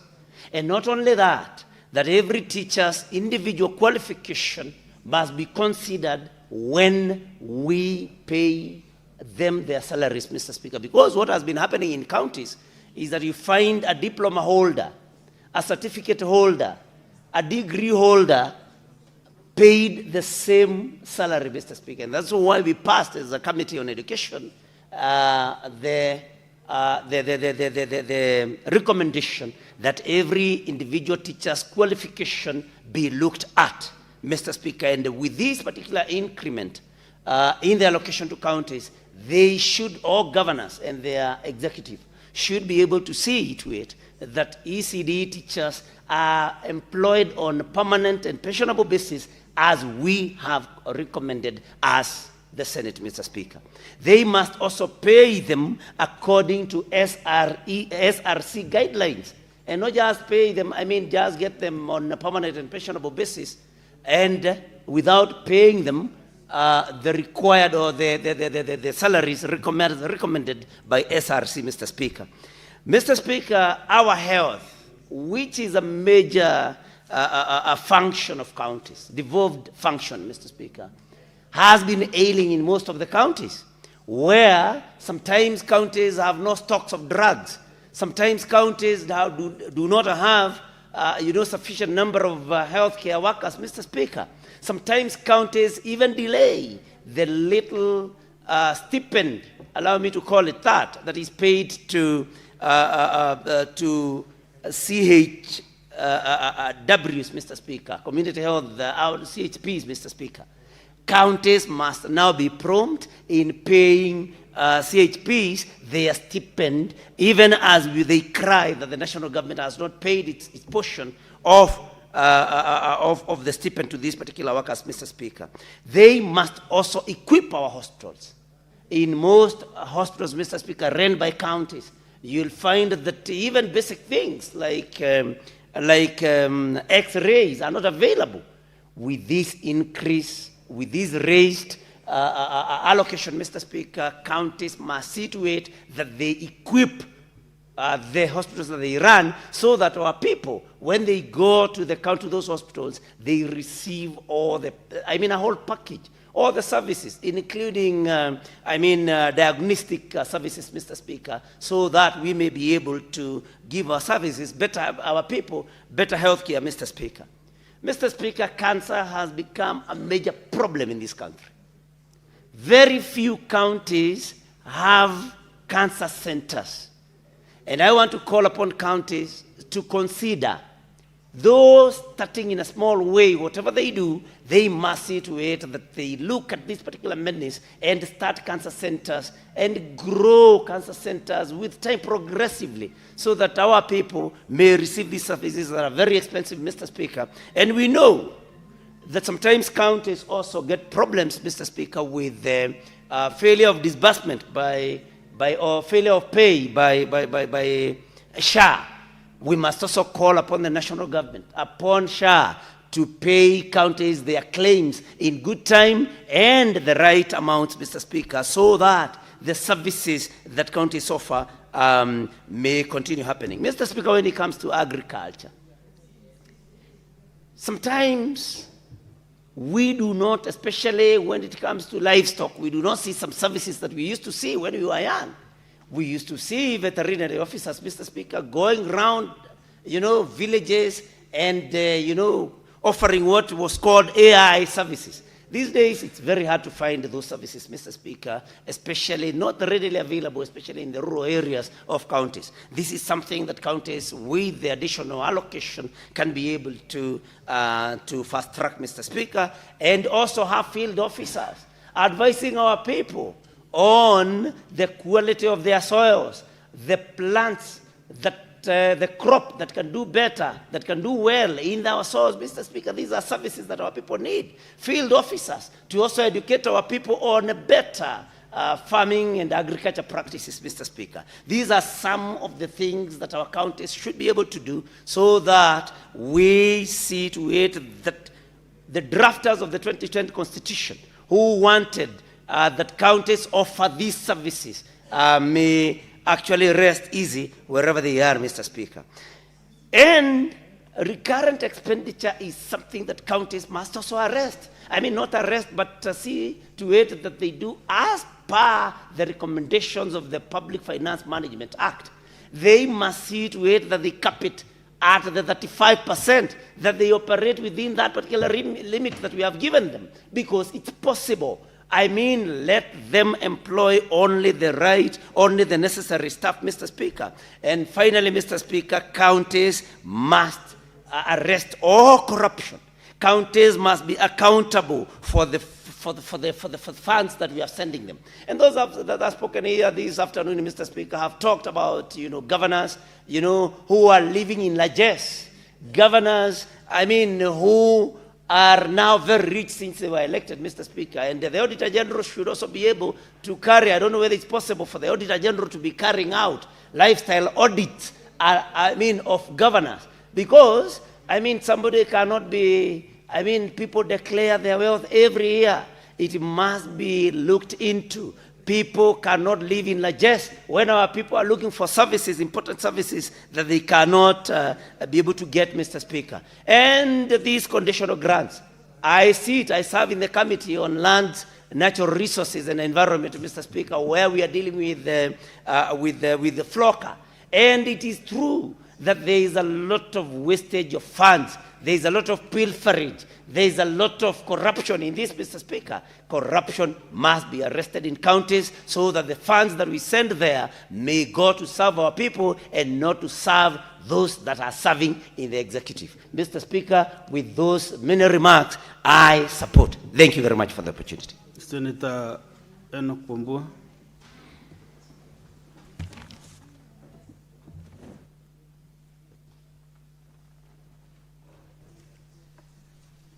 Thank you, Mr. Speaker. Mr. Speaker, I also stand to support this report and the motion by the Standing Committee on Finance and Budget on the County Allocation of Revenue Bill 2026-2027. Mr. Speaker, I'll have a few things to say in support, but also to share an opinion. And I'm happy that the chair of Finance and Budget is in the House and keenly following what members are saying about this bill. Mr. Speaker, let's begin by congratulating the committee for coming up with this bill, and after serious deliberations with the National Assembly on the mediation, they have been able to give an additional 13 billion Kenya shillings to counties from the previous financial year. Speaker, first things first, I have followed those mediation conversations very, very keenly, and I heard time and again the members of parliament from both houses who participated in the mediation pointing out that the additional 13 billion Kenya shillings that was given to county governments, a good percentage of it should be used to settle pending bills and other trade payables and reduce the pressure on Kenyan business people working with county governments. So, Speaker, at the advent of devolution, there was excitement, especially from contractors.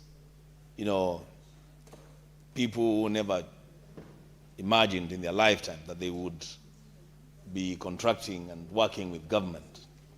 They started working with government and they were signing business contracts with county governments running into millions of shillings. Mr. Speaker, that joy has been turned to serious sorrow for a lot of these contractors, that they have accumulated a lot of pending bills. They have pushed actually some of these contractors to bankruptcy.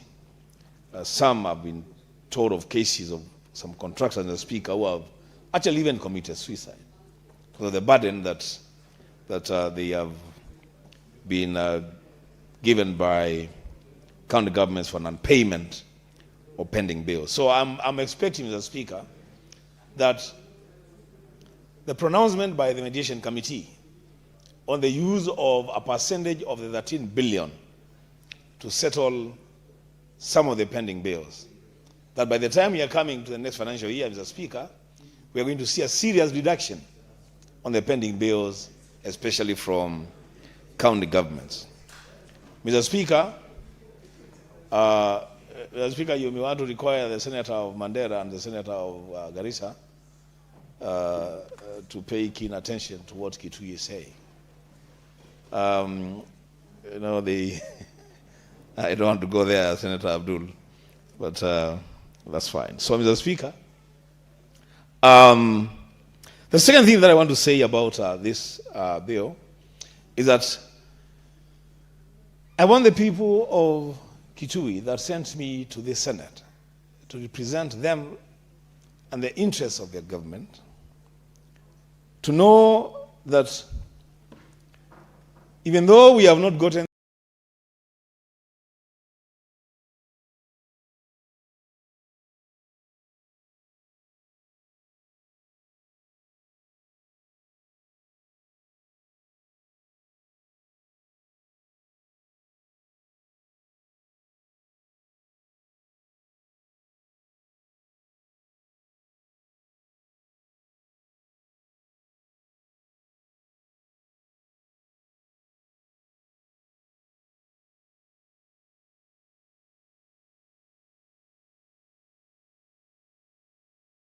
the amount of money that this is money that can be used to transform the lives of the people at the grassroots.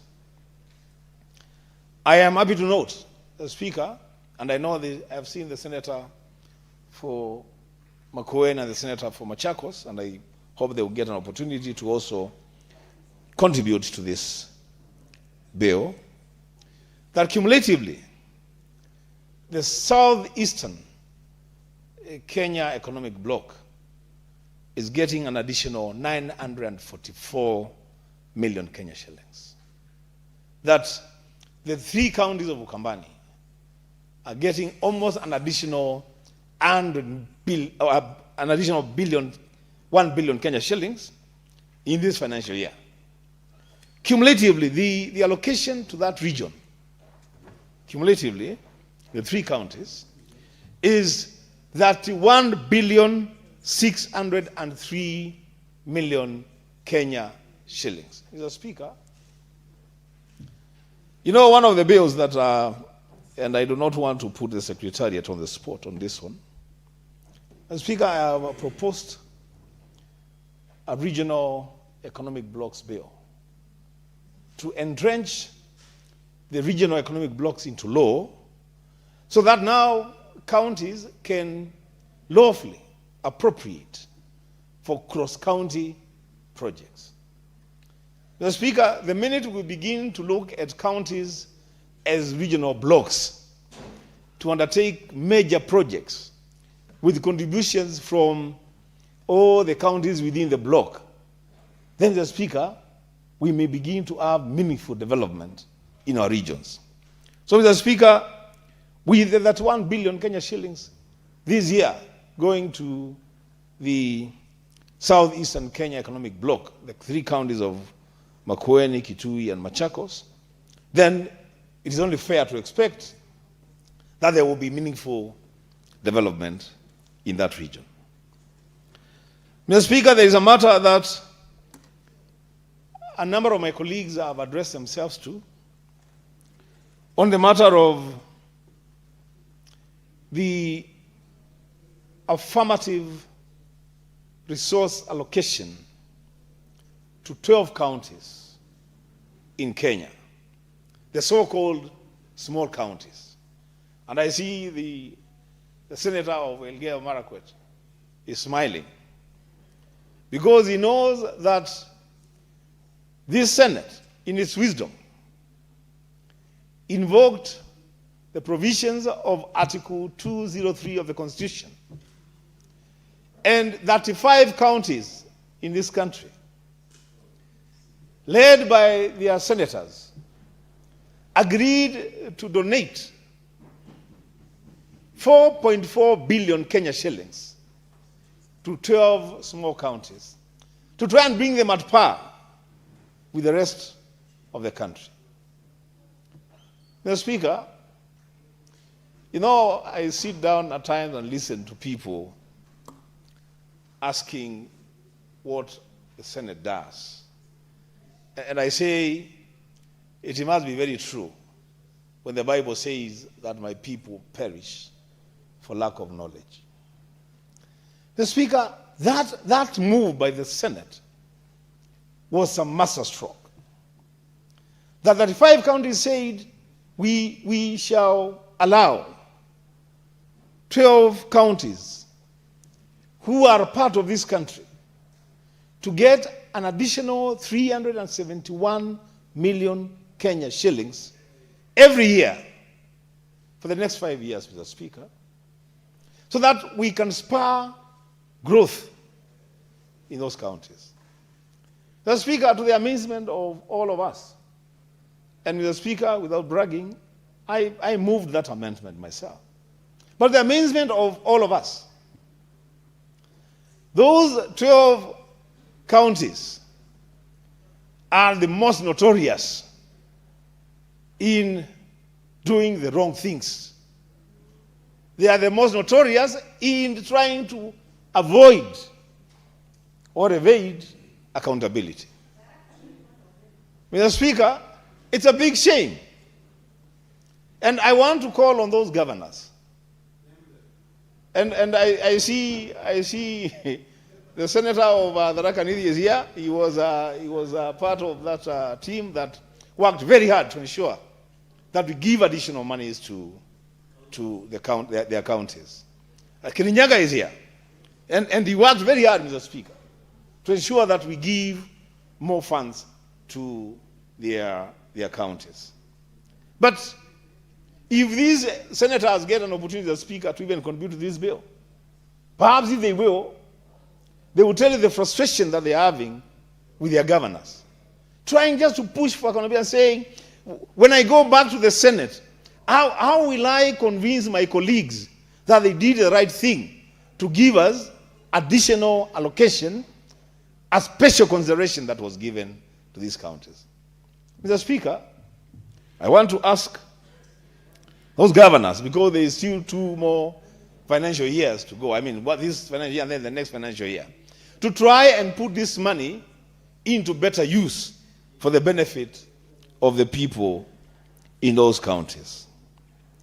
Mr. Speaker, the third issue that I want to address myself to, now this I want to address the Senator of Mandera, my friend, who is the chair of the Finance and Budget Committee of the Senate of the Republic of Kenya.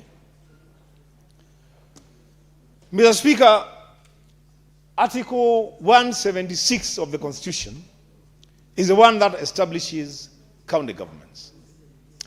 And it defines the county governments without ambiguity, that they consist of the county executive and the county assemblies.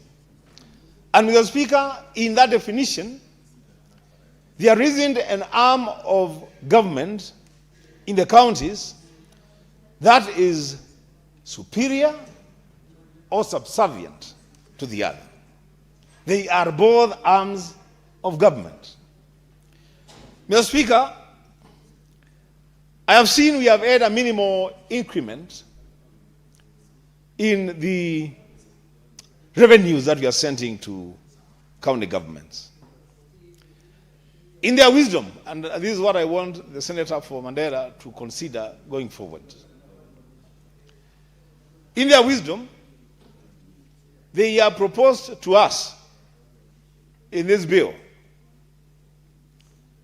that we increase the ceilings for recurrent expenditure for the county executives by 1.8 billion Kenya shillings, which is fine. Where I have a slight problem, Mr. Speaker, is when they propose to us that we reduce the ceilings for recurrent expenditure for county assemblies by 744 million Kenya shillings. Mr. Speaker,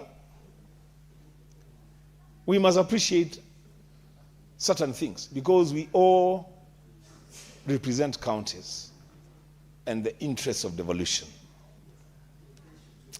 That the county assemblies, truth be told,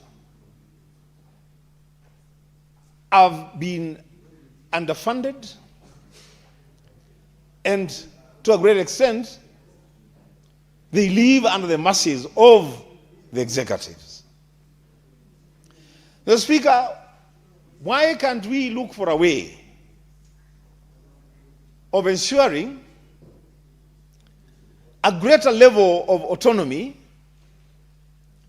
for the county assemblies, and not just autonomy, but also financial muscle, so that they are able to plan their spending, not always with a very tight budget, but at times some bit of flexibility to ensure them even be able to serve their people better.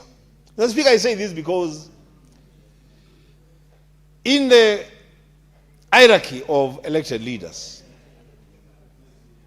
it is the representatives of the wards that have a greater touch with the grassroots than any other elected leader in the country.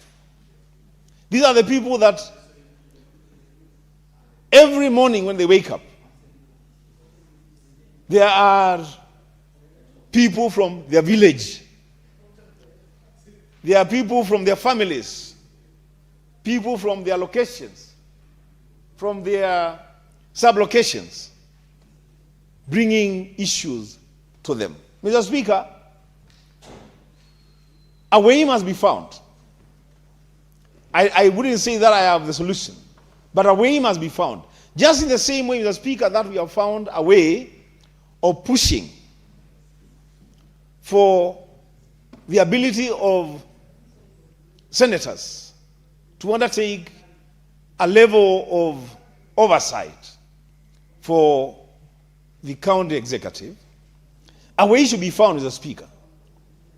And this I challenge the chairman of the Budget and Finance and Budget Committee, because he himself is a product of devolution. He has served as a governor for the entire term, 10 years. He's now serving as a senator. So he is acquainted with devolution and the nuances around it better than maybe a lot of us.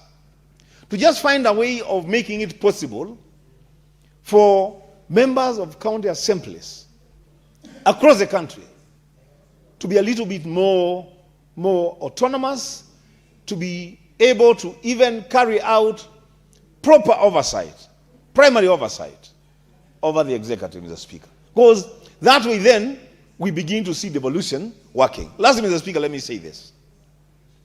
One of the biggest challenges to devolution, and again, the chairman finance should also hear this, where I see the biggest challenge to devolution is when we started the chain of devolution and we got to the county headquarters. It is like we stopped devolving at the county headquarters. Senator Robert, the Speaker, may benefit from this. I don't know whether he is a beneficiary or a culprit on this matter. We devolved. And then when we go to the county headquarters, it's like we froze devolution at the county headquarters. There will be need to devolve further. And the Speaker, the Constitution envisages a situation where the ward, administratively, becomes the lowest level of devolution, where decisions, even decisions on expenditure, can be made at the ward level. Because devolution, the way I understand it, the Speaker, was never supposed to be just the establishment of county headquarters, and then all the decisions about the county are made at the county headquarters. We should go further, including devolving more funds to the wards, helping the ward representatives to be more effective in their oversight roles. Mr. Speaker, with those remarks, I support. Senator Murango.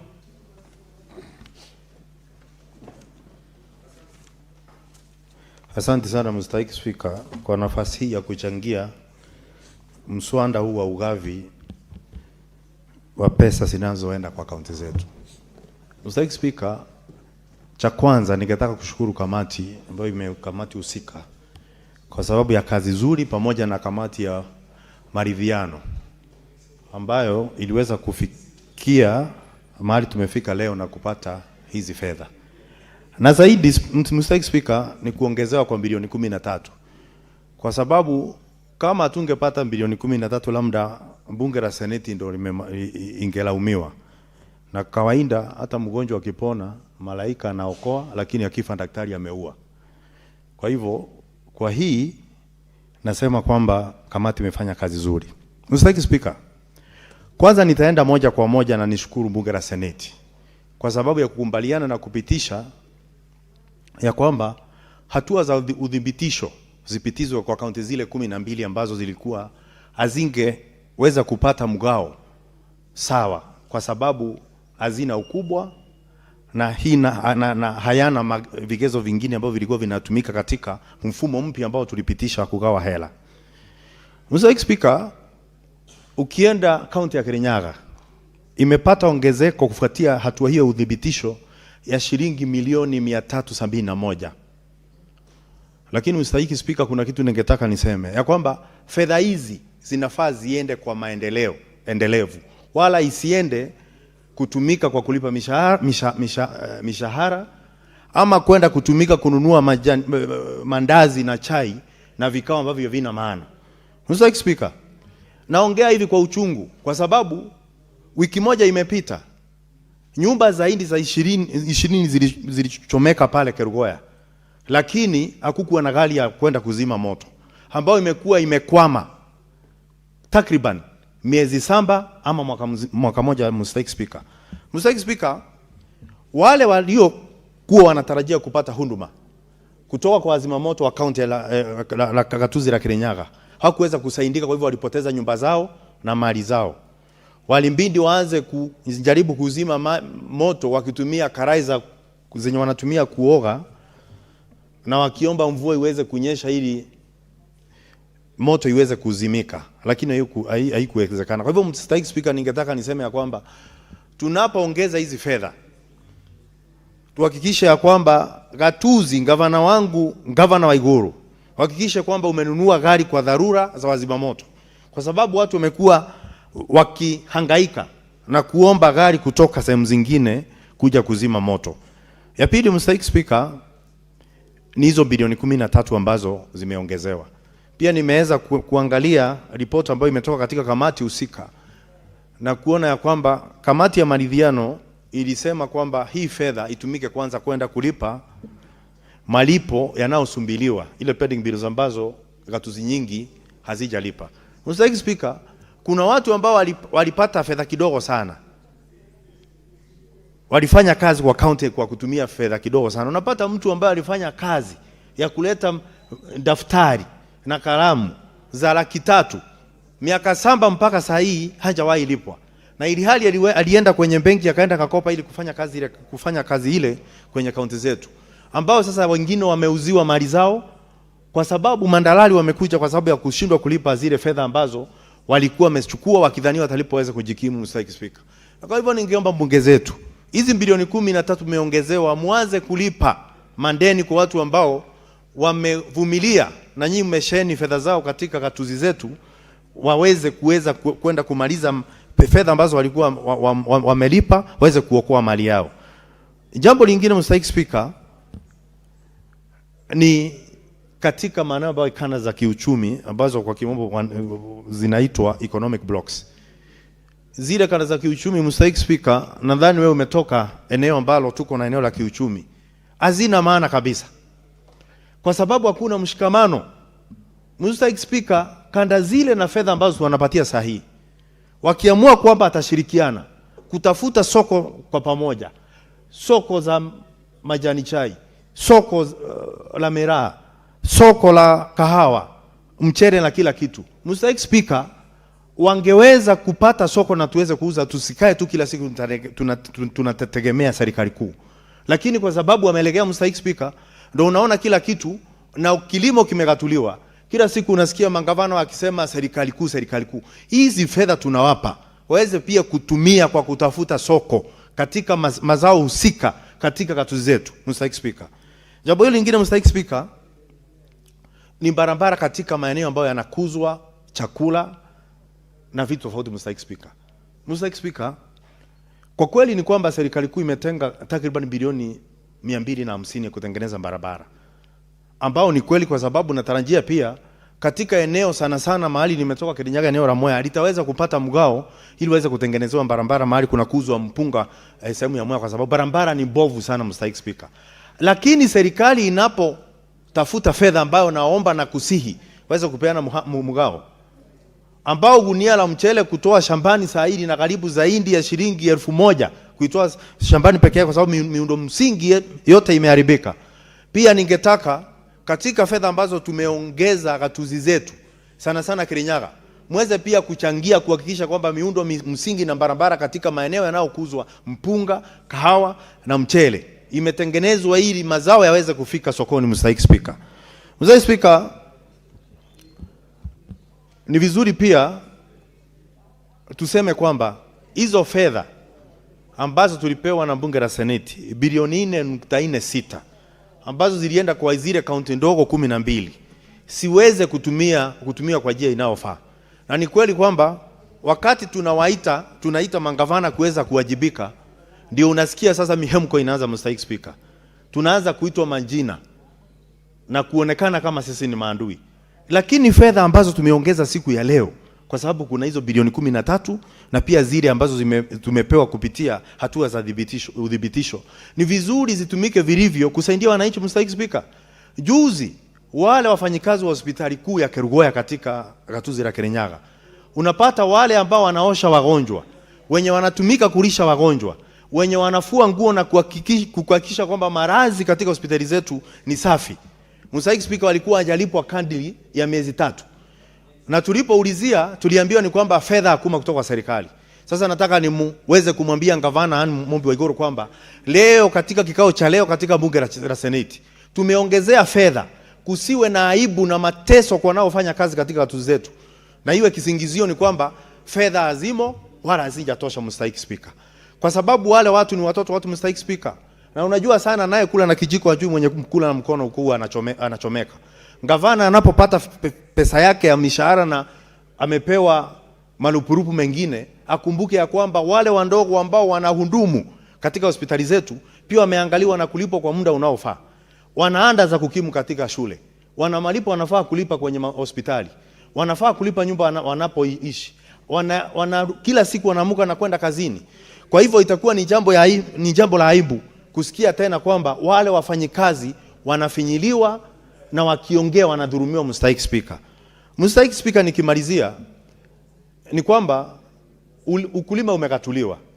Na juzi tumekuwa tunaongea sana na wahusika wakuu katika ukulima, sana sana wanaohusu mambo ya makandamia.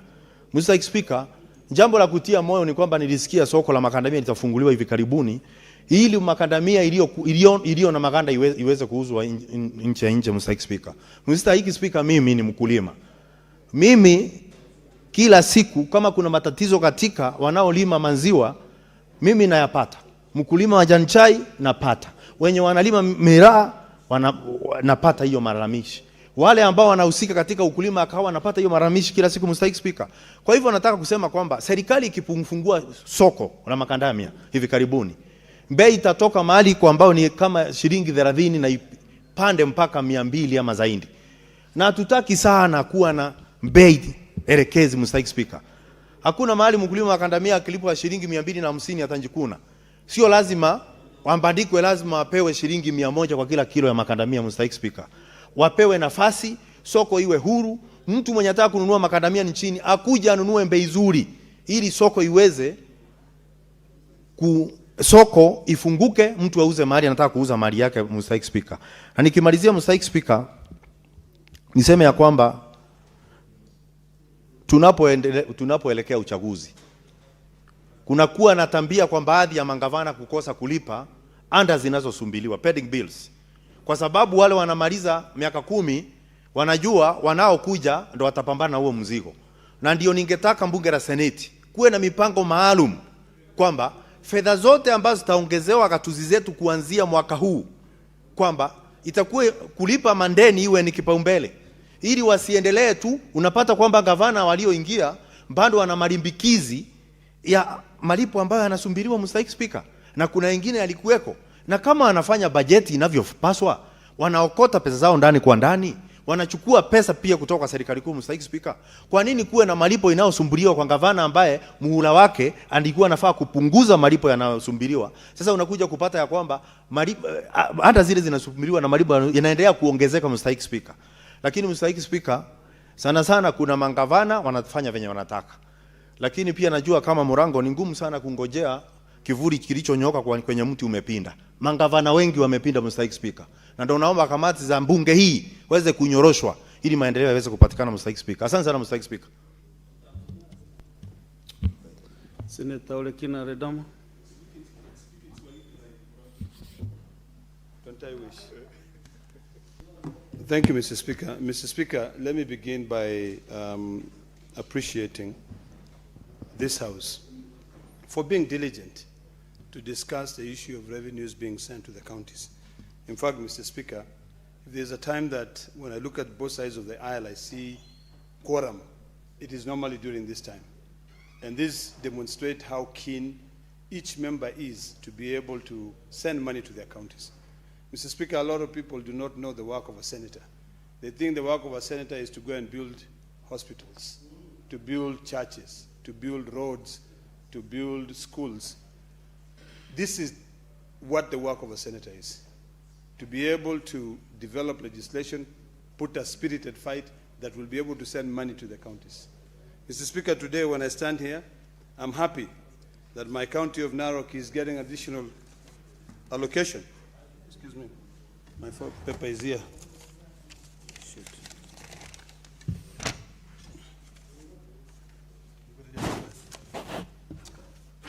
Mr. Speaker, I have to look for my paper, but I have to remember the exact figure. If you give me the report, please, I can refer to it.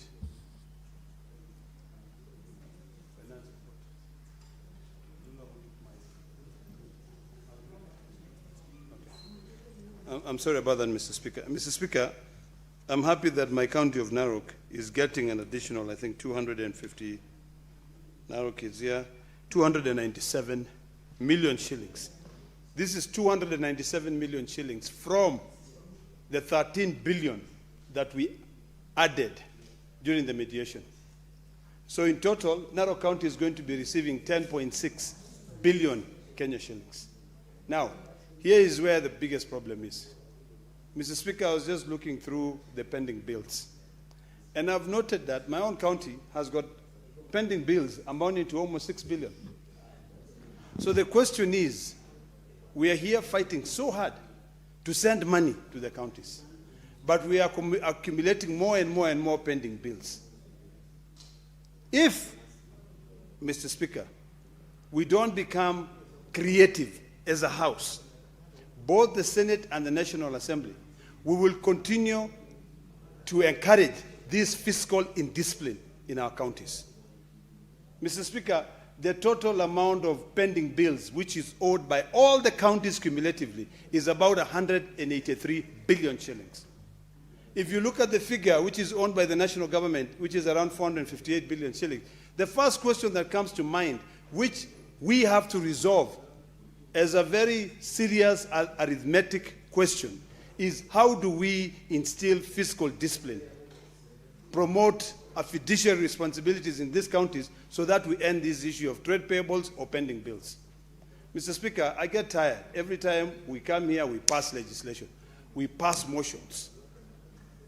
And when we pass those motions, implementing them becomes a heavy task, like you deciding that you're going to go naked and climb Mount Kilimanjaro. It's not going to happen. You know, you'll probably die before you get to the top. So, Mr. Speaker, I have been thinking seriously about how do we solve this problem. And I wish the chair of Budget Committee was here. Because it boils down just looking at the Constitution. Mr. Speaker, if you look at the Constitution, from Article 212 to 214, on the issues of public debt, the only way that we can instill fiscal discipline in these counties and also the national government is first when we ourselves realize that the money that is owed by the counties, it is not those counties that owe them, it is taxpayers. Because you will have to get money from taxpayers to allocate that money to counties, and then they pay. So this is an issue of public debt. So pending bills in county government is public debt. It makes difficult for small business enterprises to be able to operate. So the most logical thing that we can do, Mr. Speaker, I'm happy that my sister, the Vice Chair of the Budget Committee is here, is to look at the PFM Act. Look at the PFM Act and, in fact, amend Section 109 of the PFM Act.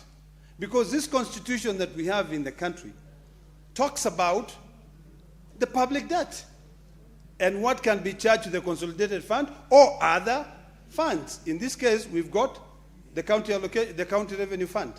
So in this case, we need to amend the PFM Act so that we can be able to make sure that when we are now discussing CARA, when we are sending,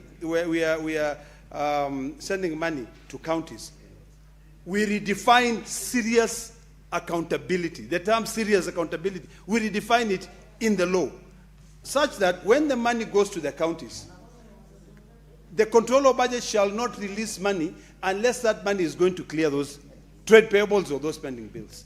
That is the only way that we'll be able to have fiscal discipline in this country.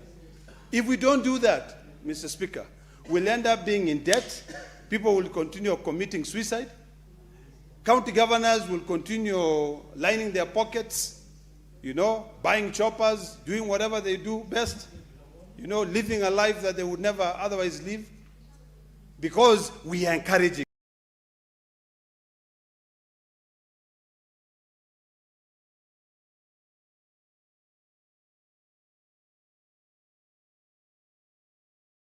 Mr. Speaker.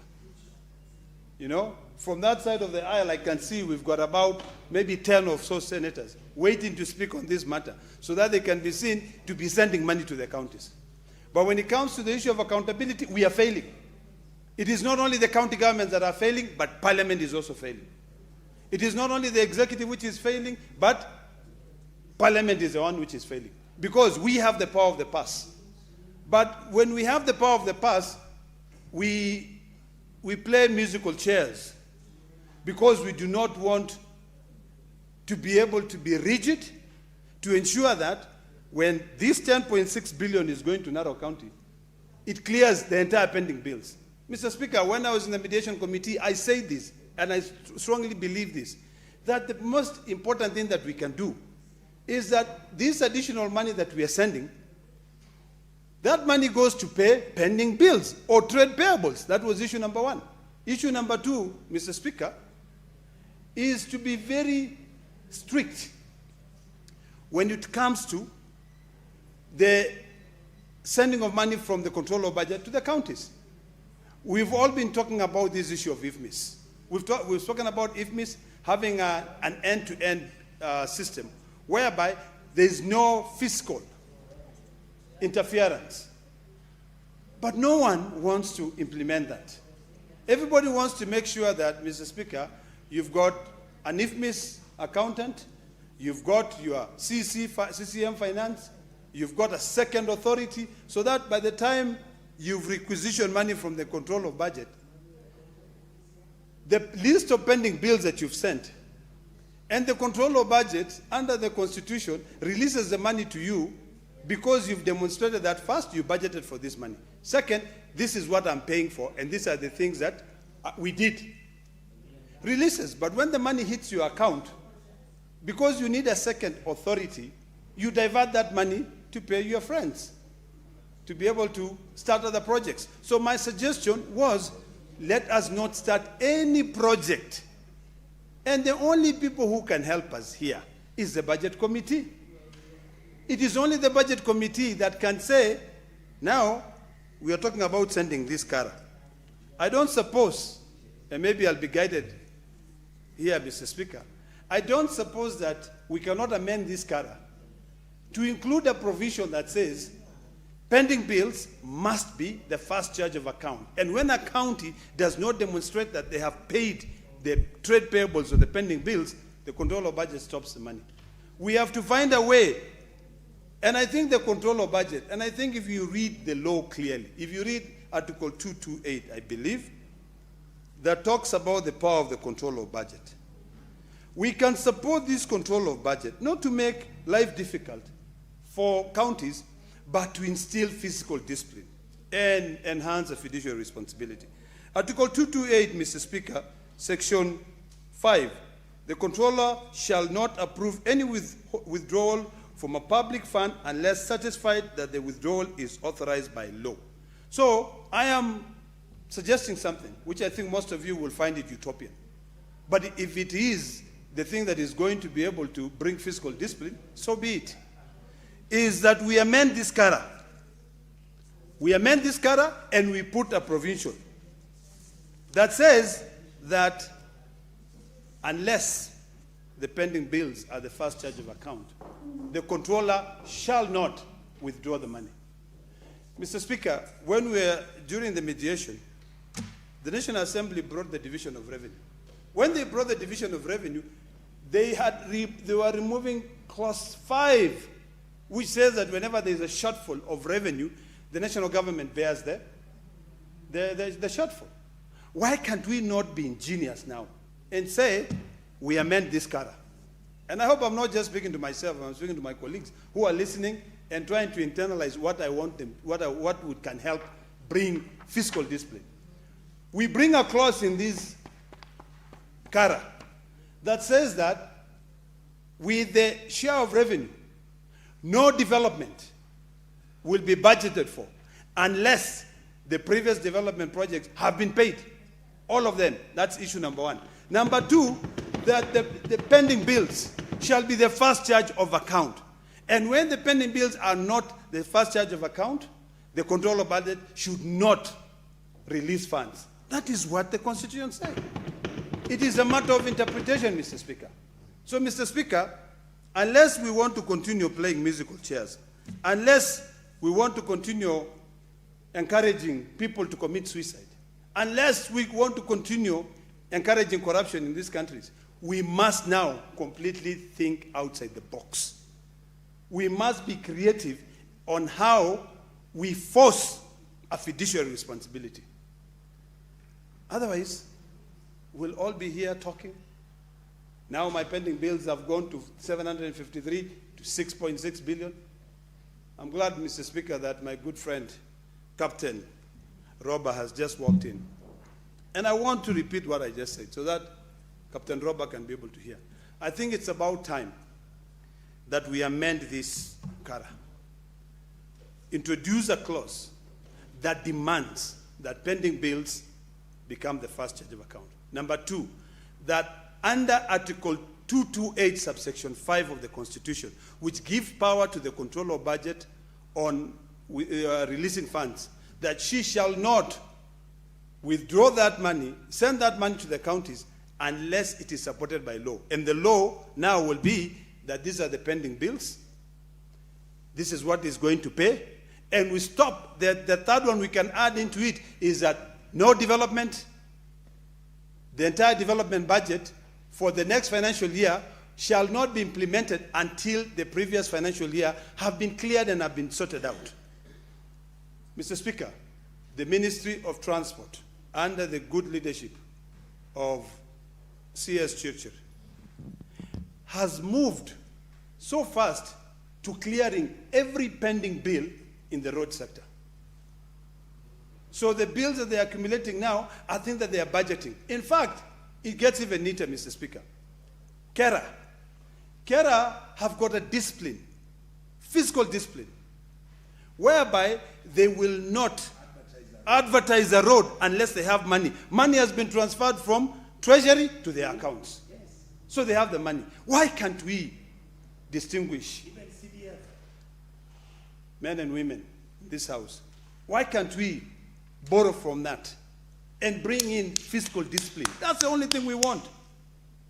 You know, PFM, I've always argued that the PFM Act, you know, should not be static. The PFM Act should be amended based on times. If we do that, Mr. Speaker, there's no reason as to why this country cannot be a first-class world, our country. All of us are happy when we come to Nairobi. We come to Nairobi because most of us here live in our manicured mansions, you know? In fact, I always say that when somebody is elected into office, all of a sudden they become billionaires and they live in Karen. That's why I say I'll never live in Karen, because it appears like in Karen is where all the money, whether ill-gotten or people have worked so hard, is where everybody goes to Karen. In fact, when you meet someone, they say, oh, so you moved to Karen, you live in Karen. Because people have a culture where when you go there and you find the way people are living, you also want to emulate those people. You don't know how they got there. You don't know if it is old money. You just find a few deals. If there's any loophole in the law, you actually exploit that loophole so that you too can be able to live like them. So, Mr. Speaker, I want to end by saying the following 3 points. Number one, Narok County and all the other counties, every single county has received more money because of the effort that we put in. The amount of money that we receive, which includes the one for Narok County of 297 million, let us start by demonstrating that we care about a fiduciary responsibility, that we want the future generation to be able to find a better country, that we want Narok County also to be developed like Nairobi. Start by paying those SMEs their pending bills. That is issue number one. Number two, let us consider amending this CARA. Let us not be rushed to passing legislation. Let us amend this CARA, just like the way the National Assembly was trying to amend the division of revenue to introduce a clause that says when there is a shortfall on revenue, we share the burden, county governments and national government. But we knew very well that that was against Article 219 of the Constitution. Let us amend it, make sure that when we leave, because this is the last year before elections, that the money that we send to counties is going to make sense. Because come next year, the money that will pass, the executive will get all its share, counties will start getting their money maybe in September, something like that, when there are new governments in place. So the only thing that we can say we'll take home and that we can be judged with is by making sure we develop legislation that will supersede us. Mr. Speaker, today I was eulogizing one of our leaders called the Honorable Lempaka, who was among the first legislators in the East African Legislation Assembly, who passed on from my community. And I said, listening to his story and listening to everyone who eulogized him, I deduced that he was more obsessed with the legacy that he's going to, the impact his legacy is going to have in this country, rather than being obsessed with being famous or being, or glorified. He was obsessed not with the fame, not with the glory, but with the impact that his legacy will leave. Can we please borrow from that leaf? Let us be obsessed by making sure we bring in fiscal discipline to our counties for generations to come. Thank you, Mr. Speaker. Senator Wakori, Majority Whip.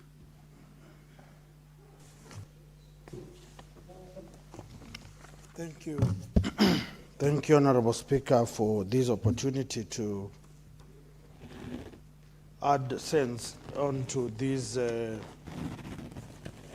matter of the day on the County Allocation Revenue Bill 2026. And Honorable Speaker, is to appreciate the role of Senate in ensuring that Bungoma gets over 12 billion shillings. In essence, we are talking about 12.985 billion shillings, Honorable Speaker. And for the people of Bungoma to understand that the executive of Bungoma will be galloping or using 601 million shillings. That is to say that we expect the county government of Bungoma to work effectively for the people of Bungoma, to keep off their hands from the honey jar of the public, and ensure that the great people of Bungoma are satisfied with the service delivery given by the executive.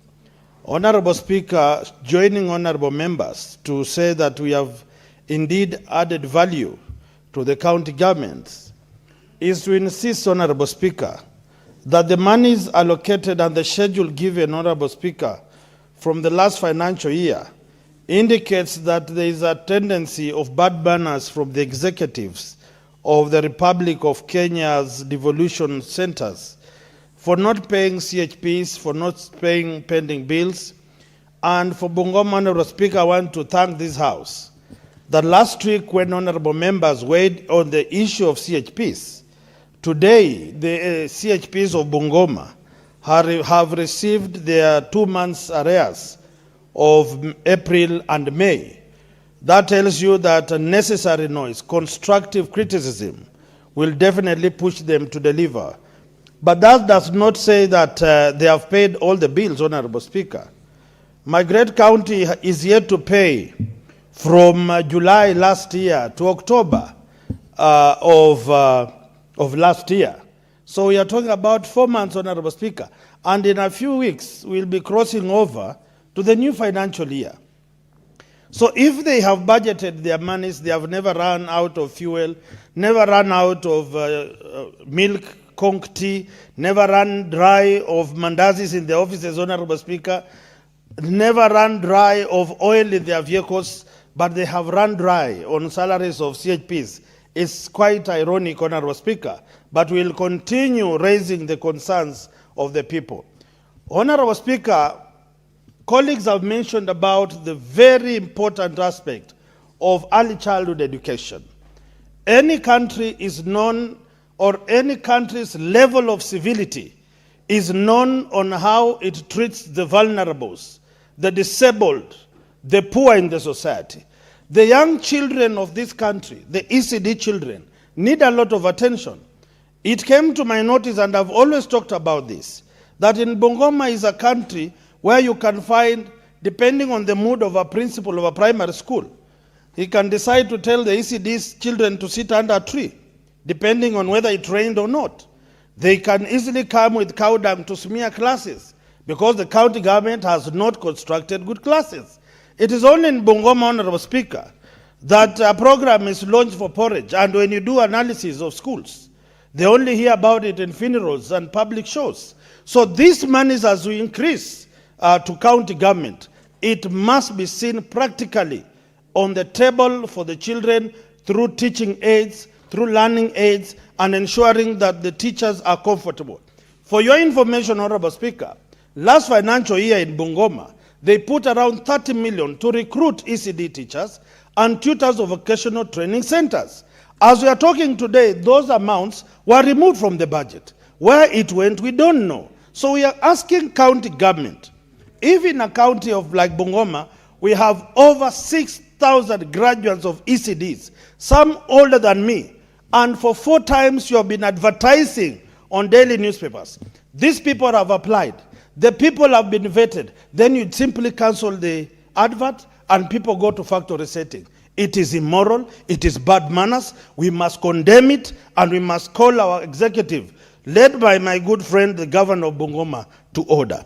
We are talking about the Department of Fire and Emergencies. We saw what happened in Huruma Girls, Honorable Speaker. May their souls rest in peace. But we are saying county governments must be pushed to deliver such critical services of emergency and firefighting equipment. In Bungoma for the last 3 years, the machines have never worked. On the budget, money has been put. So are we waiting for another disaster, for people to come with handkerchiefs to wail and mourn and join people who have suffered, yet it is under their nose that they are not working as expected as a county government? The monies we are improving in this allocation this year is supposed to ensure the Department of Emergencies, Disaster Management, and Special Programs is well handled at the county level, including ambulances in facilities, Honorable Speaker. You can imagine a patient telling you, if you are going to put me in the county ambulance, I'll rather use a boda boda to go to hospital.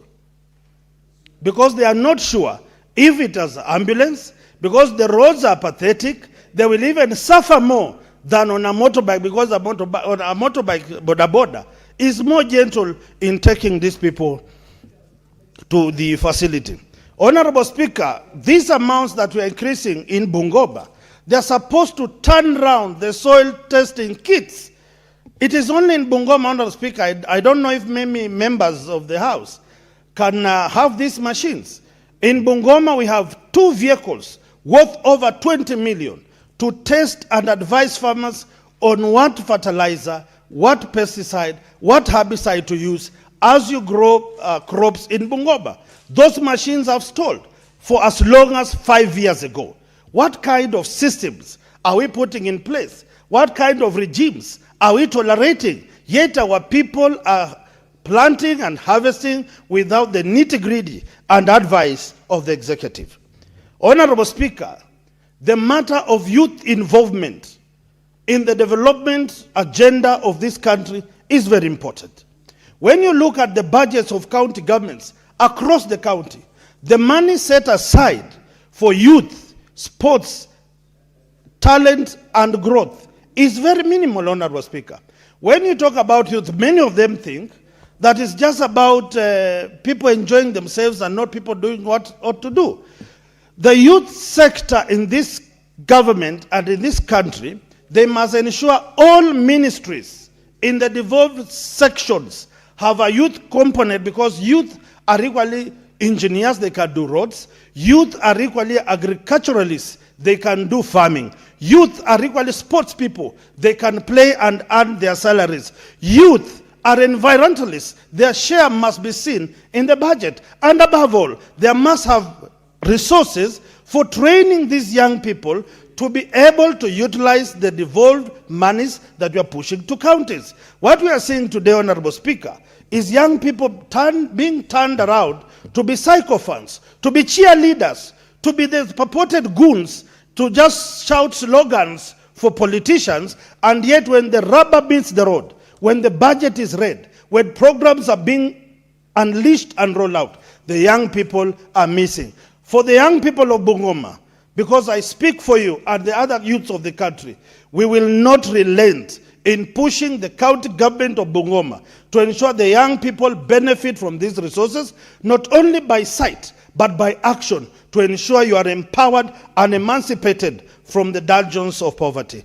Pending bills, Honorable Speaker, I was here, Honorable Speaker, and I want to request your House and your Chair, Honorable Speaker, that the committee that was assigned to oversee the county government of Bungoma's report on the list of pending bills. How old are the pending bills? What did the contractors do? What are the arrears? The committee should be tasked to give me a report. Our people are suffering, Honorable Speaker, and in the several weeks to come, I will be looking forward to inviting the relevant committee. I will host a meeting of those contractors, those suppliers, those disabled people, those widows who did work in Bungoma for as long as devolution was, to come and listen from them. Because I think, Honorable Speaker, we are simply talking from some tower somewhere. You know, people operating as if we are on the top of KICC. Like the proverbial devil and Jesus at the hill, that you'll take this or this. No, I want to request the committee that I will invite you to Bungoma, meet these people, share their predicaments, and I'm told that we shared last week, some county governor has a fake pending list. He prepares the documents by his people. They pay according to how friendly are you politically aligned, how much are you releasing, and on behalf of the people of Bungoma and the contractors of Bungoma, we will not sleep. We will ensure that you get justice for the work you did, and the executive has no mandate to play games with you. Finally, water is a very important sector in the lives of people. In Bungoma, Honorable Speaker, we have a drilling machine. But if you ask them how many wells have they dug for the people of Bungoma, they are ashamed to tell you, because they will rather advertise tenders, give tenders, because people will pay in kickbacks. There is a percentage that they will get out of contracting well drilling for the people. But they will not allow to fuel, to repair, and drill freely for the people of Bungoma. We have no meters. The pipes are bad. The workers are paid decibelly. The taps are reading figures that cannot add up from the last time people saw drops of water in their taps. We are talking about a failed government system, county regime of Bungoma. We must up our game, and I will ensure that in my lifetime, Bungoma becomes an epitome of success, not an example of a failed county government. Thank you, Honorable Speaker. Senator Buru Oginga.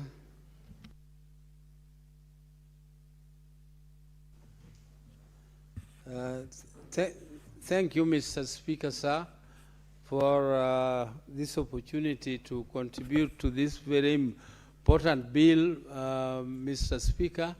Mr. Speaker, this is the core of our responsibility as a county, because we are discussing the division of revenue to the counties, and this is the budget, and this is what makes the counties work.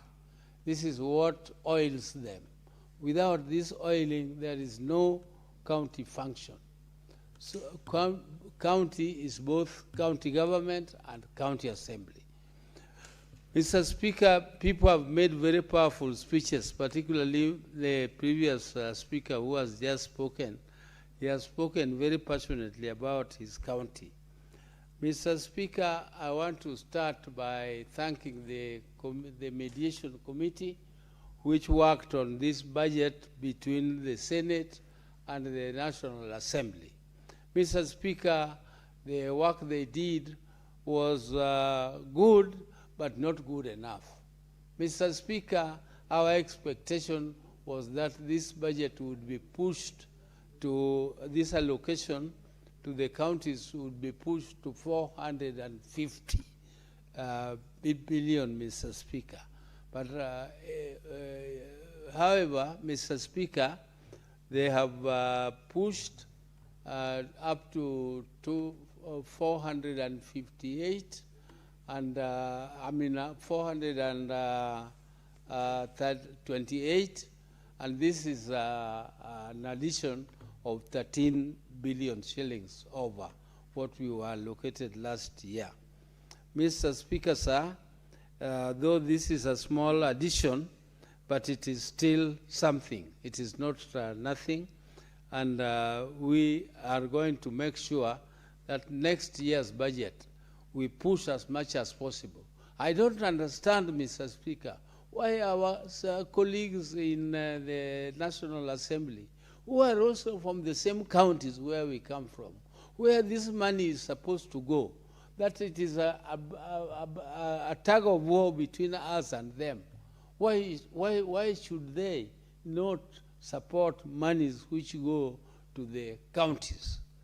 Maybe there is some other reason. I know that there are some monies which they use for, they are given or allocated to them to manage. Maybe that is the reason why they are so hard on the Senate.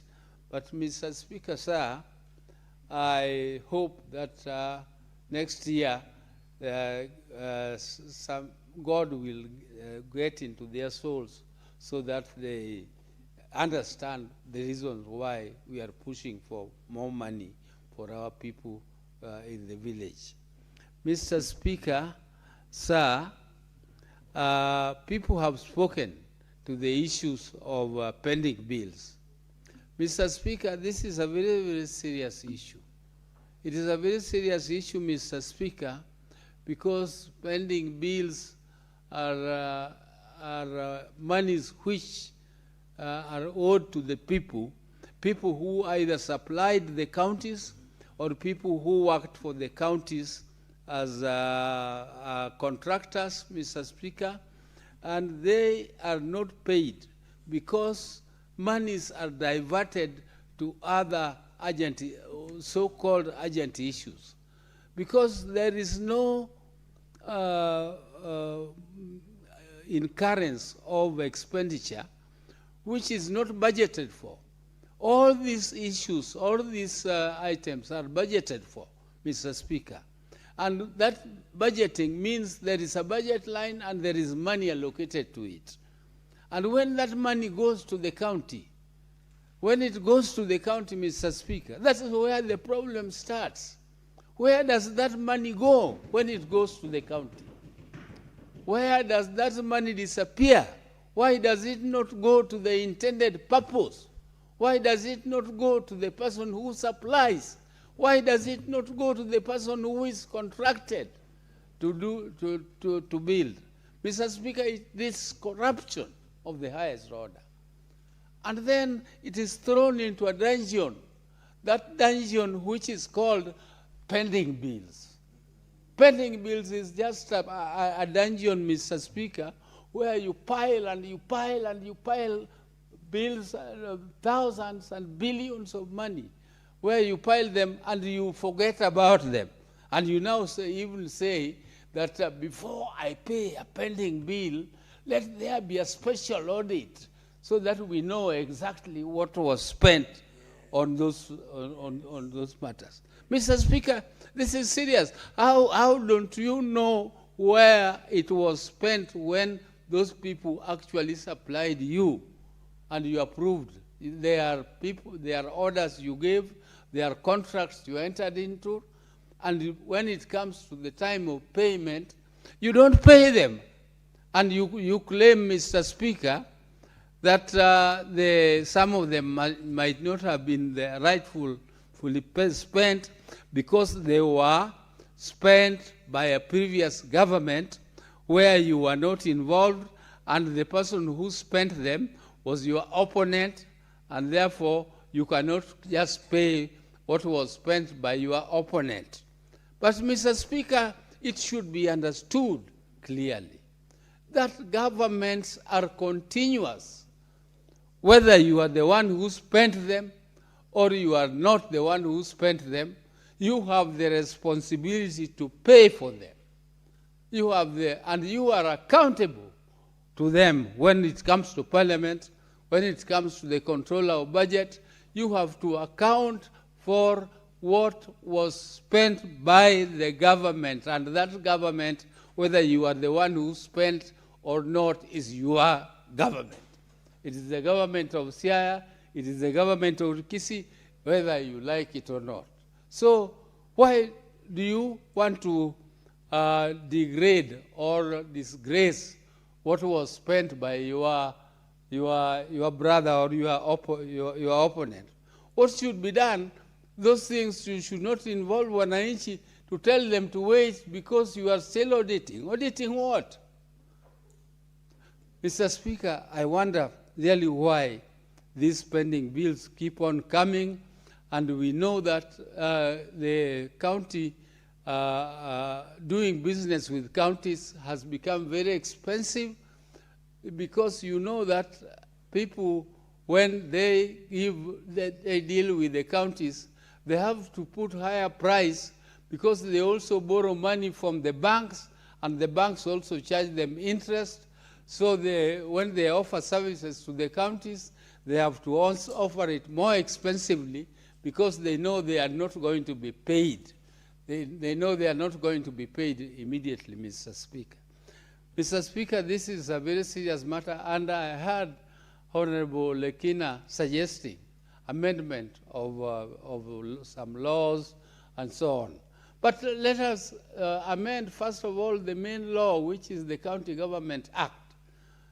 Let us amend that County Government Act to make it a first charge on their budget when they are making any expenditure. The payment of pending bills becomes a first charge, and it is paid before any other thing is paid. Even be takes priority over salaries. Then salaries become the second, and so on. Mr. Speaker, the government, the main government, that is the law which appears, which is there, that the debt service takes precedence over any other thing. But even in the national government, they still find a way of going around and keeping pending bills and separating them from payment of debt, Mr. Speaker. Mr. Speaker, I also want to say something about the equalization fund. Mr. Speaker, this equalization fund was meant to serve a few counties, which were 12 counties, Mr. Speaker. Mr. Speaker, even though they were supposed to serve these 12 counties, consideration should be taken of historical injustices.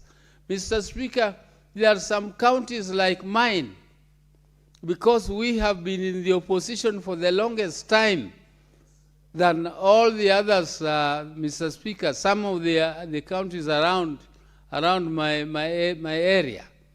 Mr. Speaker, we have also been marginalized. We have been completely marginalized, and I'm happy that at least something small is coming to my county for marginalization, as a marginalized county, because truly, Mr. Speaker, it is not being given for nothing, and I must appreciate that we are also getting something small for marginalization, Mr. Speaker. This is a historical thing which happened to our counties, and I would like to appreciate that aspect. Mr. Speaker, I would also like to talk something small about my county. Mr. Speaker, my county, we get over 8 billion shillings, 8.5 billion shillings, and an equalization fund equally of close to 2 billion shillings. Mr. Speaker, it is a shame that you go to markets like Bondo, you go to markets like Siaya, you find people have downed their tools, and some of them have even poured rubbish on the roads. The roads are smelling because they have not been paid, Mr. Speaker. Where does their salary go, Mr. Speaker? Salary is a given thing. It is something which is allocated, and the monies should be available. Unless somebody is not accounting for the monies they are being given, and therefore the controller of budget is withholding the release of funds to them. That is their own shouting. They should not make the workers suffer on the ground, Mr. Speaker. Mr. Speaker, I was very sad when I saw our people suffering, sometimes 3 months, 4 months, and 5 months, Mr. Speaker, not receiving their salaries. Mr. Speaker, sir, I would also like the county government, please don't deal with the employees of the county as your own employees in your own house. Don't use them for political reasons. Those are civil servants paid by the people of your county, particularly my county, Siaya. Why should you be shifting people here and there and expelling them from jobs here and there simply because they are politically not supporting your ideas? If your ideas are bad, the private views of your employees after leaving office are their own, and they are entitled. And when you say you are a Democrat and you want to be a dictator in your own county, then that's your ideal, which you are preaching to the country. You are preaching water and drinking wine. Mr. Speaker, I don't want to speak more than that. I think I have given my views on this issue of this bill of division of revenue. And Mr. Speaker, I would like to end by saying that I support the bill. Thank you, Mr. Speaker.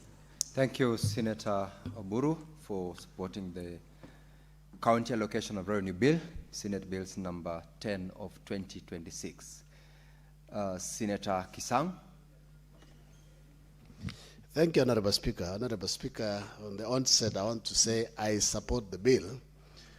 Honorable Speaker, from what we had last week and also what we are discussing today, Honorable Speaker, we have gotten additional 13 billion compared to last year's 415 billion, Honorable Speaker. And the committee that was mediating made a lot of effort, and that's why we were able to get 13. But I want to tell them, last year, where I was a member of the mediation committee, we were able to lobby and we got additional 30 billion from 385 to 415. So next year, they need to put more effort so that we can at least go to the 450 billion that was agreed upon in the NATCO report. The reason why I'm saying that, Honorable Speaker, it's because I'm among the 12 small counties that have gotten affirmative action of 371 million every year from last year until 2029, Honorable Speaker, because these are counties that basically we were saying they were very busy basically paying salaries and buying mandasis and tea, Honorable Speaker. But at least now with the 371, they need to make an effort and do serious flagship projects that can be seen. In fact, I want to speak to my governor and my MCS that we had agreed in a meeting with them, Honorable Speaker, that the additional 371 million every year, they need to look for flagship projects in all the 20 wards of Elgeyo-Marakwet County that will benefit the people of Elgeyo-Marakwet County, especially in the health sector, Honorable Speaker, because across the country, we have issues in the health sector because we don't have machines, we don't have MRI machines, we don't even have capacity to diagnose cancer early, Honorable Speaker, so that our people may get treatment early enough. So those are the things that at least I'm happy about. And Honorable Speaker, I want to speak specifically about the affirmative action, the 371 million for each county. And I want to ask the governor for Elgeyo-Marakwet County and the other 11, including Nyamira, Tharaka-Nithi, Isholo, Lamu, Honorable Speaker, that if they have not confirmed the ECD teachers, this is where they can also ensure that our ECD teachers who have been on contract or temporary for the last maybe 30, 20 years, Honorable Speaker, that they get employed on permanent and pensionable, and they get some reasonable salary, at least 20, from 18 and 20 and above 1,000, Honorable Speaker, so that at least they can have some decent income to feed their families, Honorable Speaker. Honorable Speaker, another issue that we also need to ask our governors as they get these resources is the CHBs. Across the country, Honorable Speaker, CHBs get prompt 2,500 from the national government. I don't know why the governors are not paying their part. This is something they signed for literally. They were not forced to sign. They signed, and they need to pay our CHBs on time. They need to pay them every month, like the way they pay themselves, Honorable Speaker. In fact, I was giving a suggestion, Honorable Speaker, to my governor and the MCS that if they are removing this 2,500 for each CHB from every ward, because in Elgeyo-Marakwet County we have what we call Equitable Development Act, where the money is shared among the ward equitable. If they are removing it as a development from the ward, Honorable Speaker, what they need to do then is when they are doing the budget, they need to remove it as a salary, as a recurrent, so that the CHBs, they get prompt payment, they can also plan, they can also budget on this particular stipend, Honorable Speaker. Honorable Speaker, I want also to weigh in on extension workers, weigh in on veterinary officers across our wards, Honorable Speaker, for us to have food security, for us to ensure we have enough milk, we have enough cows, we have enough meat, even to export, Honorable Speaker. We need to go back where it was those days. I remember during Moi days, we used to have agricultural extension officers across all our divisions going around educating farmers about the testing of the soil, looking at the products that they are supposed to grow, Honorable Speaker. So the counties, with these additional resources, they need to employ additional extension officers, additional officers, livestock officers, to help the farmers on AI, so that, you know, we can produce more milk, we can produce quality milk, we can also grow quality crops, Honorable Speaker. Especially in my county, we are doing campaigns on avocado, we are doing campaigns on coffee, we are doing campaigns on bilateral, Honorable Speaker. But without extension officers, we will not be able to achieve what we intend to do as a county, Honorable Speaker. Honorable Speaker, my colleagues have talked about bending bills. It is true. There are many people who have died, who have gotten stroke. Others have even committed suicide because of bending bills. We want to urge our governors, Honorable Speaker, especially the second-term governors.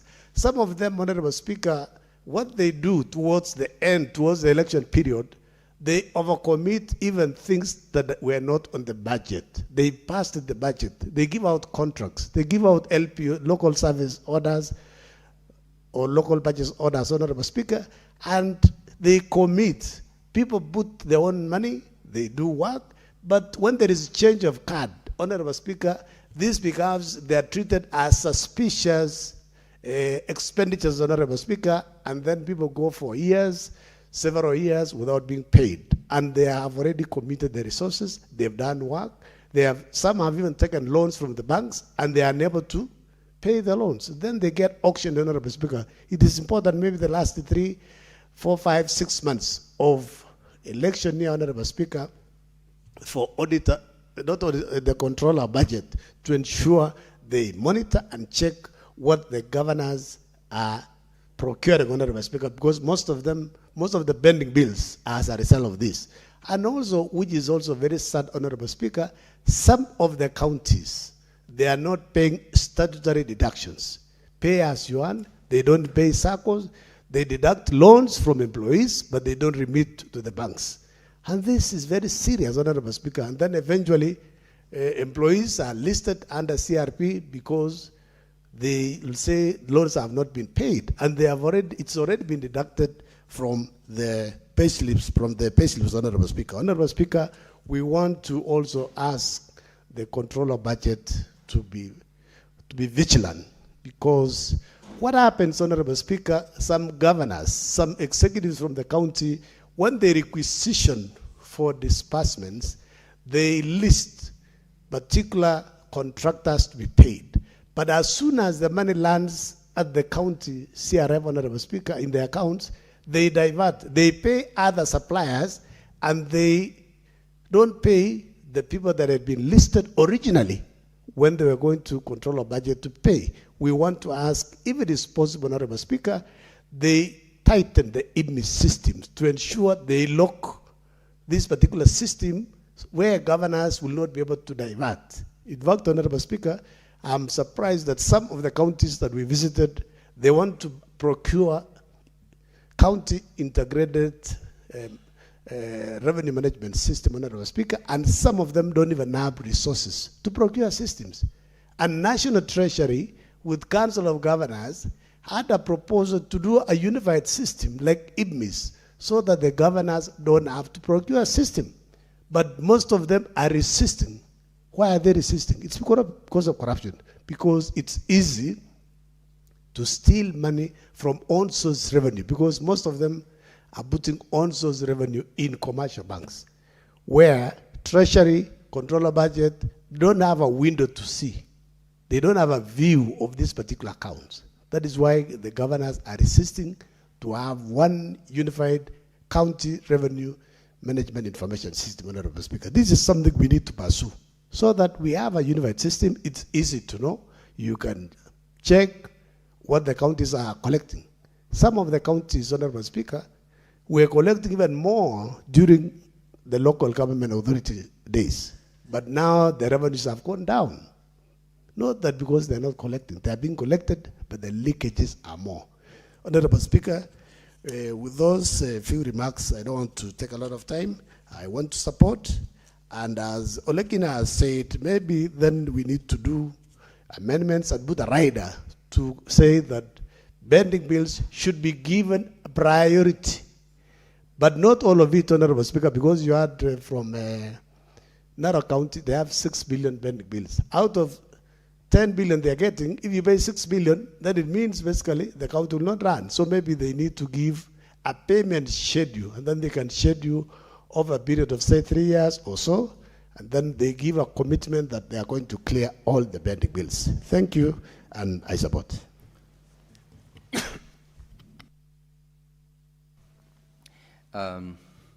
Senator Onyonka.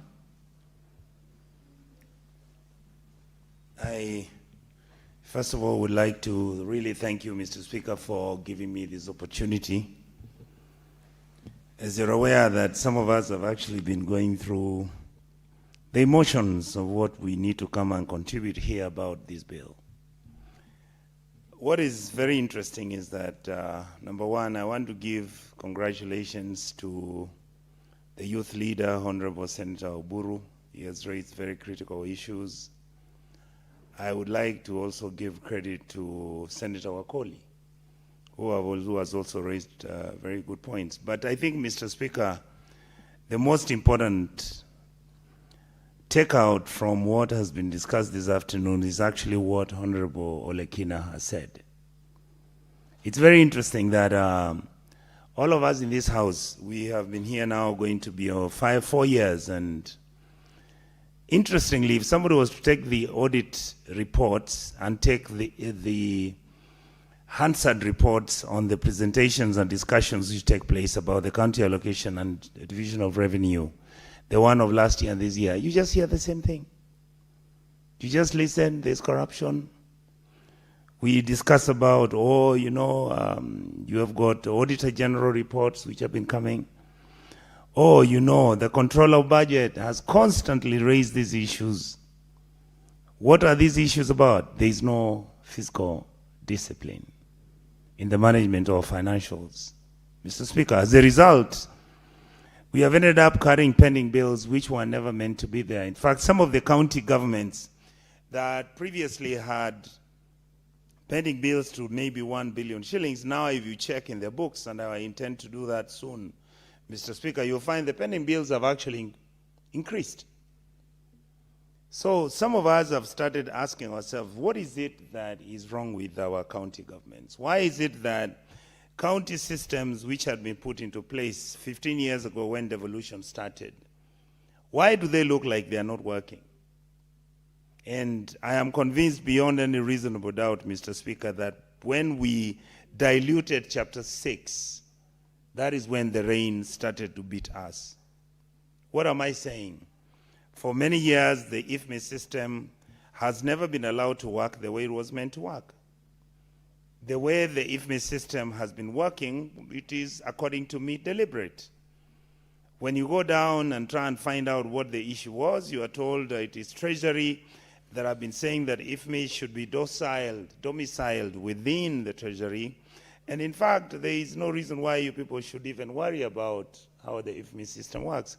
And yet, Mr. Speaker, my conviction is that if you have the IFME system fixed, where first in, first out becomes a policy and a standard for our county governments, chances are that is the number one solution to the problems of the pending bills.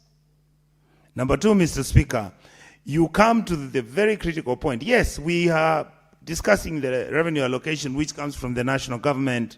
And of course, you are very sure, and all of us know, county governments actually collect revenue. And that is why what my leader, Kisang, has talked about is, and this is something we have talked over and over and over about. If you have a financial platform that works for Murang'a County, you have the same platform working for, let us say, Bungoma County, let us say, and you have the same system which is working for Makueni County. Why does it become difficult for county governments to accept one standardized financial platform system which collects revenue, which has been standardized to the local level, whereby you look at the local data to help you actually precisely collect the revenue and make sure that you are accountable for it? The reason is very simple. It has been said, local revenue is put in commercial banks. And as a result, the county revenue officers bank the money, the CC Finance and the governor have direct access to that money. And that is why you'll find some counties which have been expected to collect more than 1.2 billion shillings keep on collecting 100 million shillings and nobody talks about it. So we have a problem even with the revenue collection, leave alone the revenue expenditure which is given by the national government. Mr. Speaker, you need to look at what some of our counties are going through. The county governments do not follow procurement law completely. For example, my county government went and bought, the governor says he bought equipment for 1 billion shillings. Mr. Speaker, do you know what 1 billion shillings can buy in equipment? And you know, guess what, sir? There was no procurement. You know what, sir? This equipment has been imported from China. You know what, sir? This equipment, NTSA can't give you the documentation as who the owner is. And yes, Mr. Speaker, the document is not new. The equipment is not new. How did that happen? Why don't we then allow all government departments and sections to actually buy Mutumba vehicles? And yet nothing happens. And then you find everybody's talking about, oh, ESCC, they need to move, they need to do something. We have myriads and myriads and myriads of information and reports that anytime we do a report and we are asking questions about what has been happening in terms of wastage, the corruption that is taking place at the county governments, you hear basically ESCC does nothing. So we become victims where you are going to explain to the public what is happening to their money. They ask you, and what are you doing about it? And when you tell them that actually, yes, you people can account and talk about how senators got oversight funds, which are supposed to actually manage oversight and look at how this money is being spent, the oversight funds are not even there. And if it is there, tell me how I'm going to spend 1.5 million shillings, Mr. Speaker, in a year to oversight somebody who's running 10.5 billion shillings like in Kisii, like me. You have no vehicles, you have no data, you have no information, the MCAs are all compromised, so you can't even go and start asking questions because nobody will tell you. The chief officers think that anytime you're asking about these questions, it means you're fighting the governor. In fact, they say you want to become governor. I wish how they knew that some of us don't give a damn about wanting to become governors.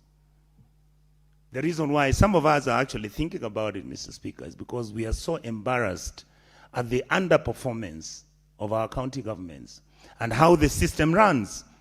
When you talk about HR issues, Mr. Speaker, talk to me about Kenya. Which areas do you find the largest number of ghost workers? It is within the county governments.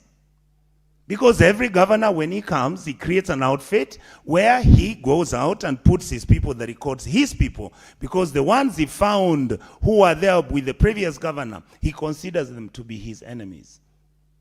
And imagine even some of these governors are actually not running for office because they left. And when you try and ask them whether they have done an audit showing the public employment numbers, showing what the total number of the wage bill is going to be, the amount of money that we are spending on the wage bill, Mr. Speaker, you will never see that. The same problem you have. What happens when it comes to this budgeting of the county government? Budgeting is done, absolutely. Money is allocated to departments and sectors. Once that is done, immediately the money is released like in the next 2-3 weeks, 1 month. Once money is released from here, every single payment that was going to be made, Mr. Speaker, what do the office of the governor do? They actually void all the transactions and all the payments that were previously budgeted for last year. So what do? They bring the people and the companies where they have an interest and they pay them. In my county, Mr. Speaker, you find that the companies that are doing work for roads in Kisii County, about 15 companies are owned only by 2 people. It's against the law. It is so frustrating that we are unable to do anything about it, and yet the public looks at us as the solution to solving the problem about service delivery. And yet the same governors keep saying how we are useless. As governor, as senators, what do you do anyway? They tell us we do nothing. Then you proceed and look at what is happening. And again, Mr. Speaker, what I've found, and because I've done a lot of research in this, you will find that, look at our bursaries. Mr. Speaker, my county last year wrote bursaries, checks, single check leaves, 54,000 check leaves were written physically. Is that normal, Mr. Speaker? Why would somebody write physical checks? And yet every time when you look at the CDF, what do? You actually make a list of the students who are supposed to be given bursaries, and then what do? You take it to the bank, and the bank makes payment to RTGS. So why are we writing physical checks? Because, Mr. Speaker, the money, the checks which are being written, that money is actually what is cashed out in cash. That's why those checks are being written by hand. Mr. Speaker, can you imagine 56,000 checks? And how much does the county lose? Because a leaf is 100 shillings. It's 5.6 million shillings by writing those checks. And yet we can pay money by RTGS. Why don't they want the money to be paid by RTGS? Because it will keep a record. But with a check leaf, you can talk to the auditor and it doesn't have to look at it deeply.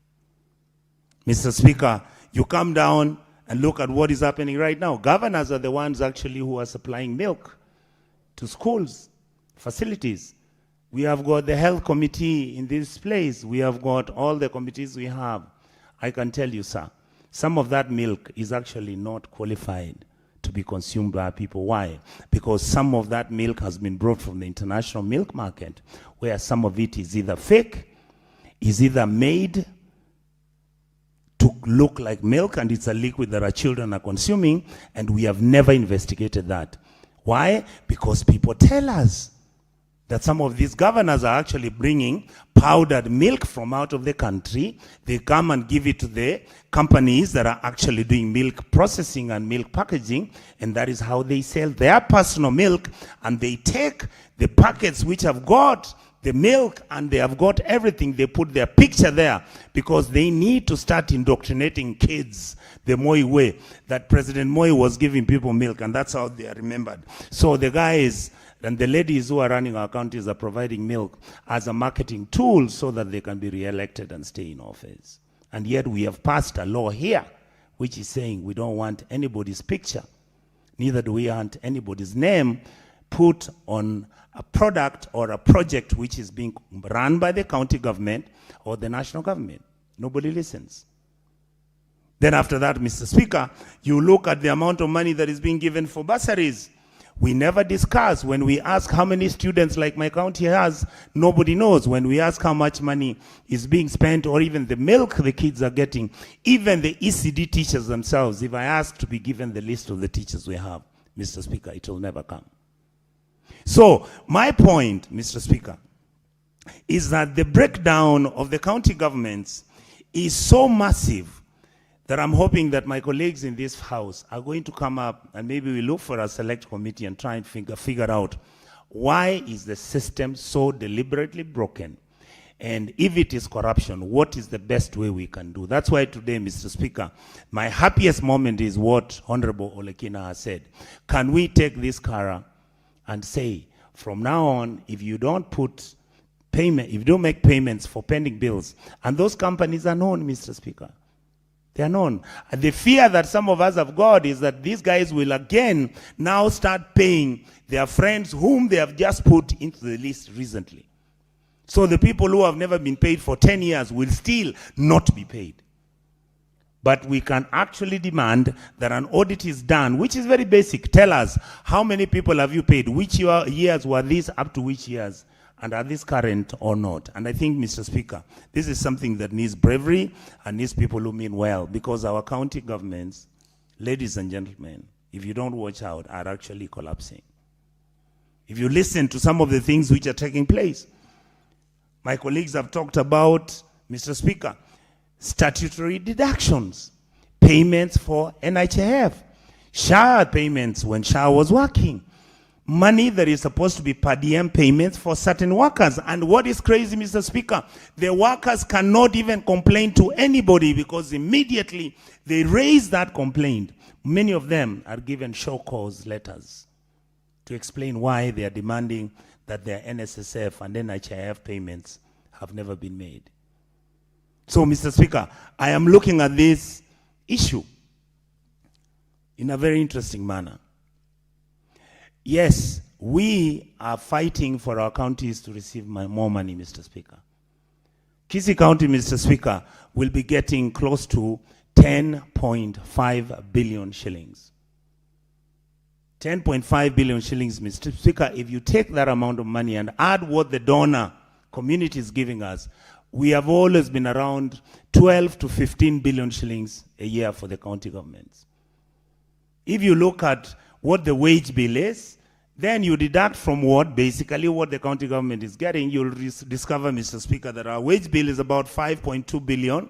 And therefore, in the last 10 years, 5 years that I've had the current government, which I belong to, running, Kisii County, by the time we finish next year, would have received 50 billion shillings in 5 years.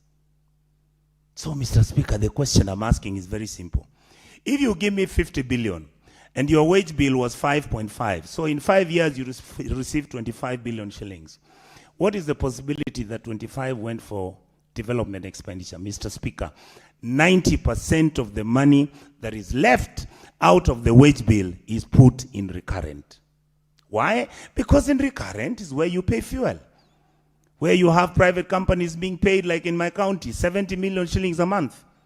If you sit down and calculate how one company can be given 70 million to supply fuel for county vehicles, and the vehicles are not more than 30. When you look at fires happening in Kisii, because in fact one of the members of parliament, Honorable Barongo, he had a petrol station, he had a small interest, was burning, and there is no fire station in Kisii. And yet if you go to the books, Kisii County is supposed to have 4 fire stations, which don't run, don't exist, don't function. So if we have a major emergency, we again have to look for the military, come to Nairobi, maybe talk to Nairobi County, and maybe rush to Kisumu and beg them on Nyamira. These are the frustrations we go through. And Mr. Speaker, our people are beginning to lose their patience. I support this bill. I hope there'll be an amendment so that we can then begin to fix the corners and the tenets which are making it impossible for the public to receive their money, because many of the county governments, and they hate us, Mr. Speaker, because I received a message from somebody who was telling me, wachana na hiyo onyonka, anasema sisi ni waizi. The truth is, we have the evidence. We never accuse anybody for nothing. There are some incredibly wonderful people in the county governments who have delivered, who work, professionals, doctors, who just went to a place to work. But they are treated like political subjects, being thrown left, right, center. Somebody is an expert, has been taken by the county government for further education, is brought, is told to go and be a small person with an office in some level 3 hospital. The level of training, experience, and age doesn't even matter. Mr. Speaker, I really hope my colleagues will seriously look and consider the challenges we have in this House. Thank you, sir. Thank you, Senator Nyonka. Senator Danson Mungatana.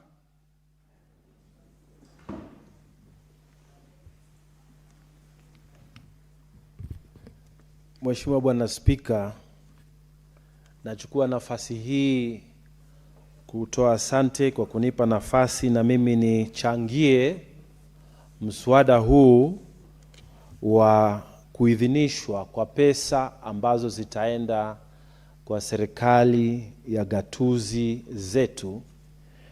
Na Bwana Spika, mimi nina furaha ya kwamba mwaka huu tulipata katika ule mgao wa kwanza katikati ya senti ambazo zinaenda kwa serikali kuu na senti ambazo zinakuja kwa gatuzi zetu 47, tulipata ongezeko la shilingi bilioni 13. Kwa hivyo sisi sote kwa ujumla tulipata bilioni 468, ambayo ni ongezeko la bilioni 13 kutoka hela ambayo tulipata mwaka jana. Na tulipitisha hiyo. Sasa leo tunaongea kuhusu mgao ambao tutafanya kati ya zile ugatuzi 47 ambazo tuko nazo. Na mimi nina furaha ya kwamba gatuzi letu la Tana River County limepata nyongeza ya zaidi ya milioni 223, haswa milioni 223,749. Mimi nimefurahi kwa sababu kila mwaka kama seneta wa kaunti hiyo na seneta wengine tunapigania migao yetu kwa kaunti zetu ziongezeke. Imani yetu ni kwamba magavana ambao wamechaguliwa na wananchi wakipata hizi hela ambazo tumezipigania huku, wataweza kufanya ile kazi ambayo inastahili kufanyika katika kaunti zetu. Bwana Spika, sote tunajua changamoto ambazo ziko kwa hizi kaunti, na haswa usimamizi wa magavana katika kaunti zetu zote 47. Hivi ni kusema tuko na maswali mengi kwa hawa magavana. Kuna wengine ambao wamejaribu na tunawashukuru sana, lakini kuna wengine ambao hawakufanya vile wananchi wanawatarajia. Na mimi Bwana Spika, ningependa kusema gavana wa Tana River ametuangusha katika ile kazi ambayo angefaa aifanye. Mimi kama seneta Bwana Spika, kama tungekuwa katika kiwanja cha mpira, nimechukua pass na nimempigia pass, mimi nikiwa nacheza nambari 10, nikampigia yeye anacheza nambari 9 mgongoni, lakini mahali pa kufunga ule mpira aliupiga nje Bwana Spika.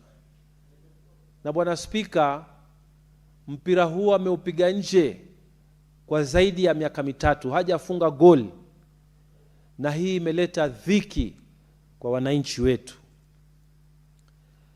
Bwana Spika, hizi pesa ambazo tumeziongeza leo hii, matarajio yetu kama watu wa Tana River ni kwamba kwa mwaka huu kwa mara ya kwanza gavana awache vitimbi, serikali yake iwache kucheza na hela za wananchi, wafanye ile kazi ambayo sisi kama wananchi tunatarajia ifanywe.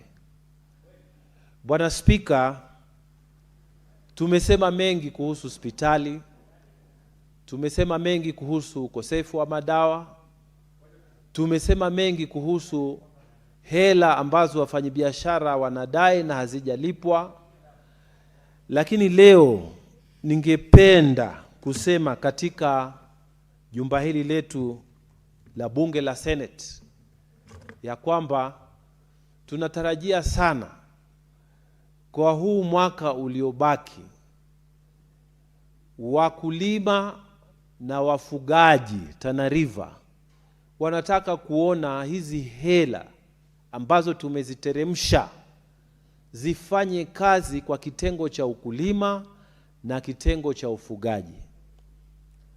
Bwana Spika, ni aibu, juzi nilikuwa katika mji wa Kalkacha, hapo Makutano Hola, na Bwana Spika, nikaonyeshwa soko ambalo lilikuwa lijengwe pale Kalkacha. Soko hilo lilianzishwa miaka iliyopita gavana alipoingia, huyu gavana wa sasa. Mpaka leo soko limebaki limekwama. Na wenzangu wameongelea kuhusu mambo mengi, lakini mimi nataka kuongelea haswa kuhusu mipangilio au maendeleo ambayo yamekwama. Bwana Spika, si soko hilo la Kalkacha peke yake ambalo soko la mifugo ambalo limekwama, lakini kuna project nyingi za kiserikali ya county, ukihesabu madispensary ambayo hayajamalizika, majengo ambayo yameanzishwa ikifika nusu yanaachiliwa. Kwa hivyo mimi naomba ya kwamba magavana ambao wanatusikiza, haswa gavana wa Tana River, zile project ambazo zimekwama, zile project ambazo ulizikuta zimeanzishwa, ama zile project ambazo ulizianzisha na hujazimaliza, hazijafanyiwa ile kizungu anaitishwa handing over, tafadhali usianzishe program ama project zingine. Maliza hizi project ili wakati unapoondoka, yule ambaye ataingia kuchukua nafasi yako ataendelea na mipangilio, na hii iwe ndio mpangilio sawasawa kwa magavana wote.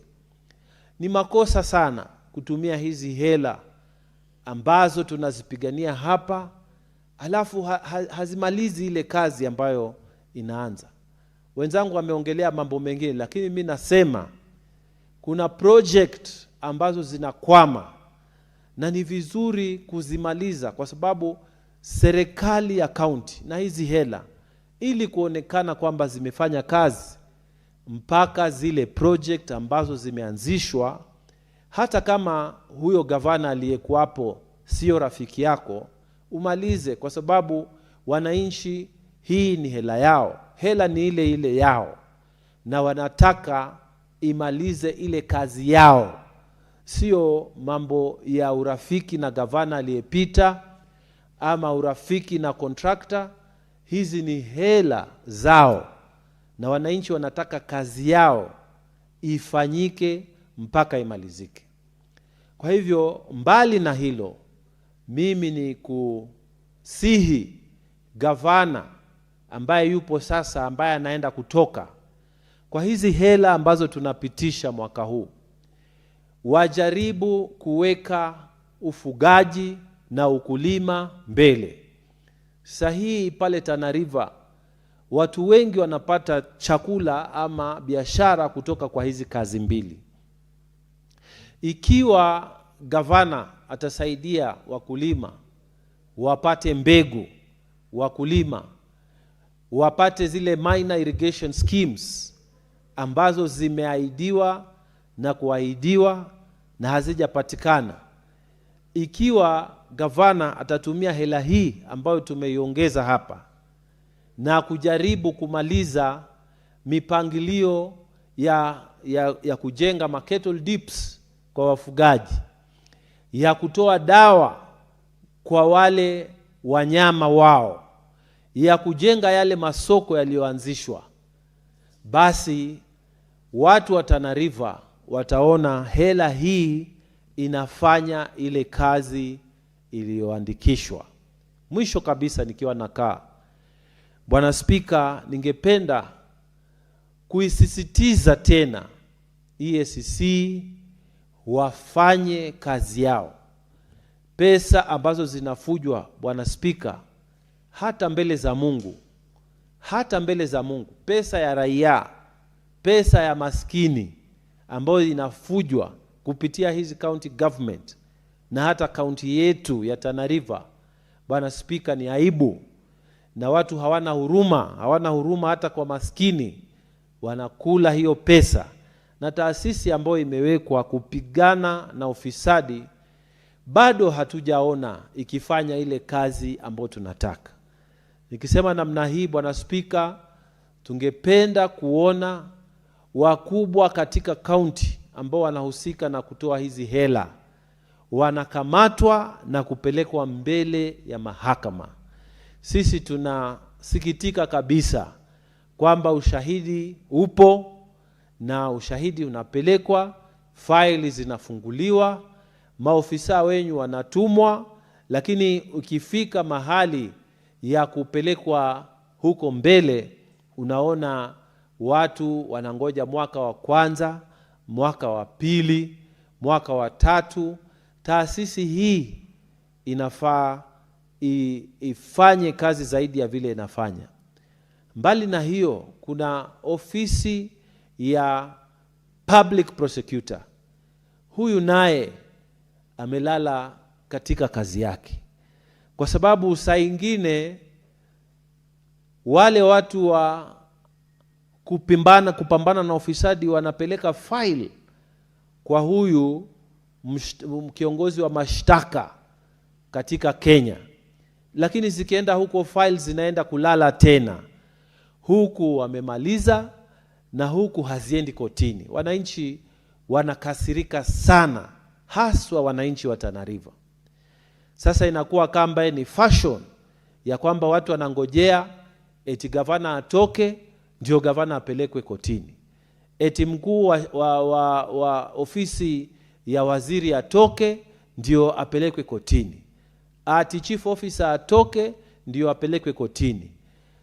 Wazungu wamesema, you know, justice delayed is justice denied. Yaani ukichelewesha kuleta haki, hiyo haki inapotea. Kwa hivyo nakaa nikisema, ingawaje tunafurahia ya kwamba pesa tumepeleka chini, tumeongezea, lakini hayo masuala kadhaa ambayo nimeyataja basi yashughulikiwe, ndio wananchi wa Tana River na wananchi wa kaunti zingine wapate faida ya ile kazi ambayo tunaifanya kwa bunge la Senate. Kwa hayo machache, Bwana Spika, naomba kusupport mswada huo. Asante. Senator Mungatana, haujasema machache, ungesema kwa hayo mengi. Asante. Senator Peris Tobiko.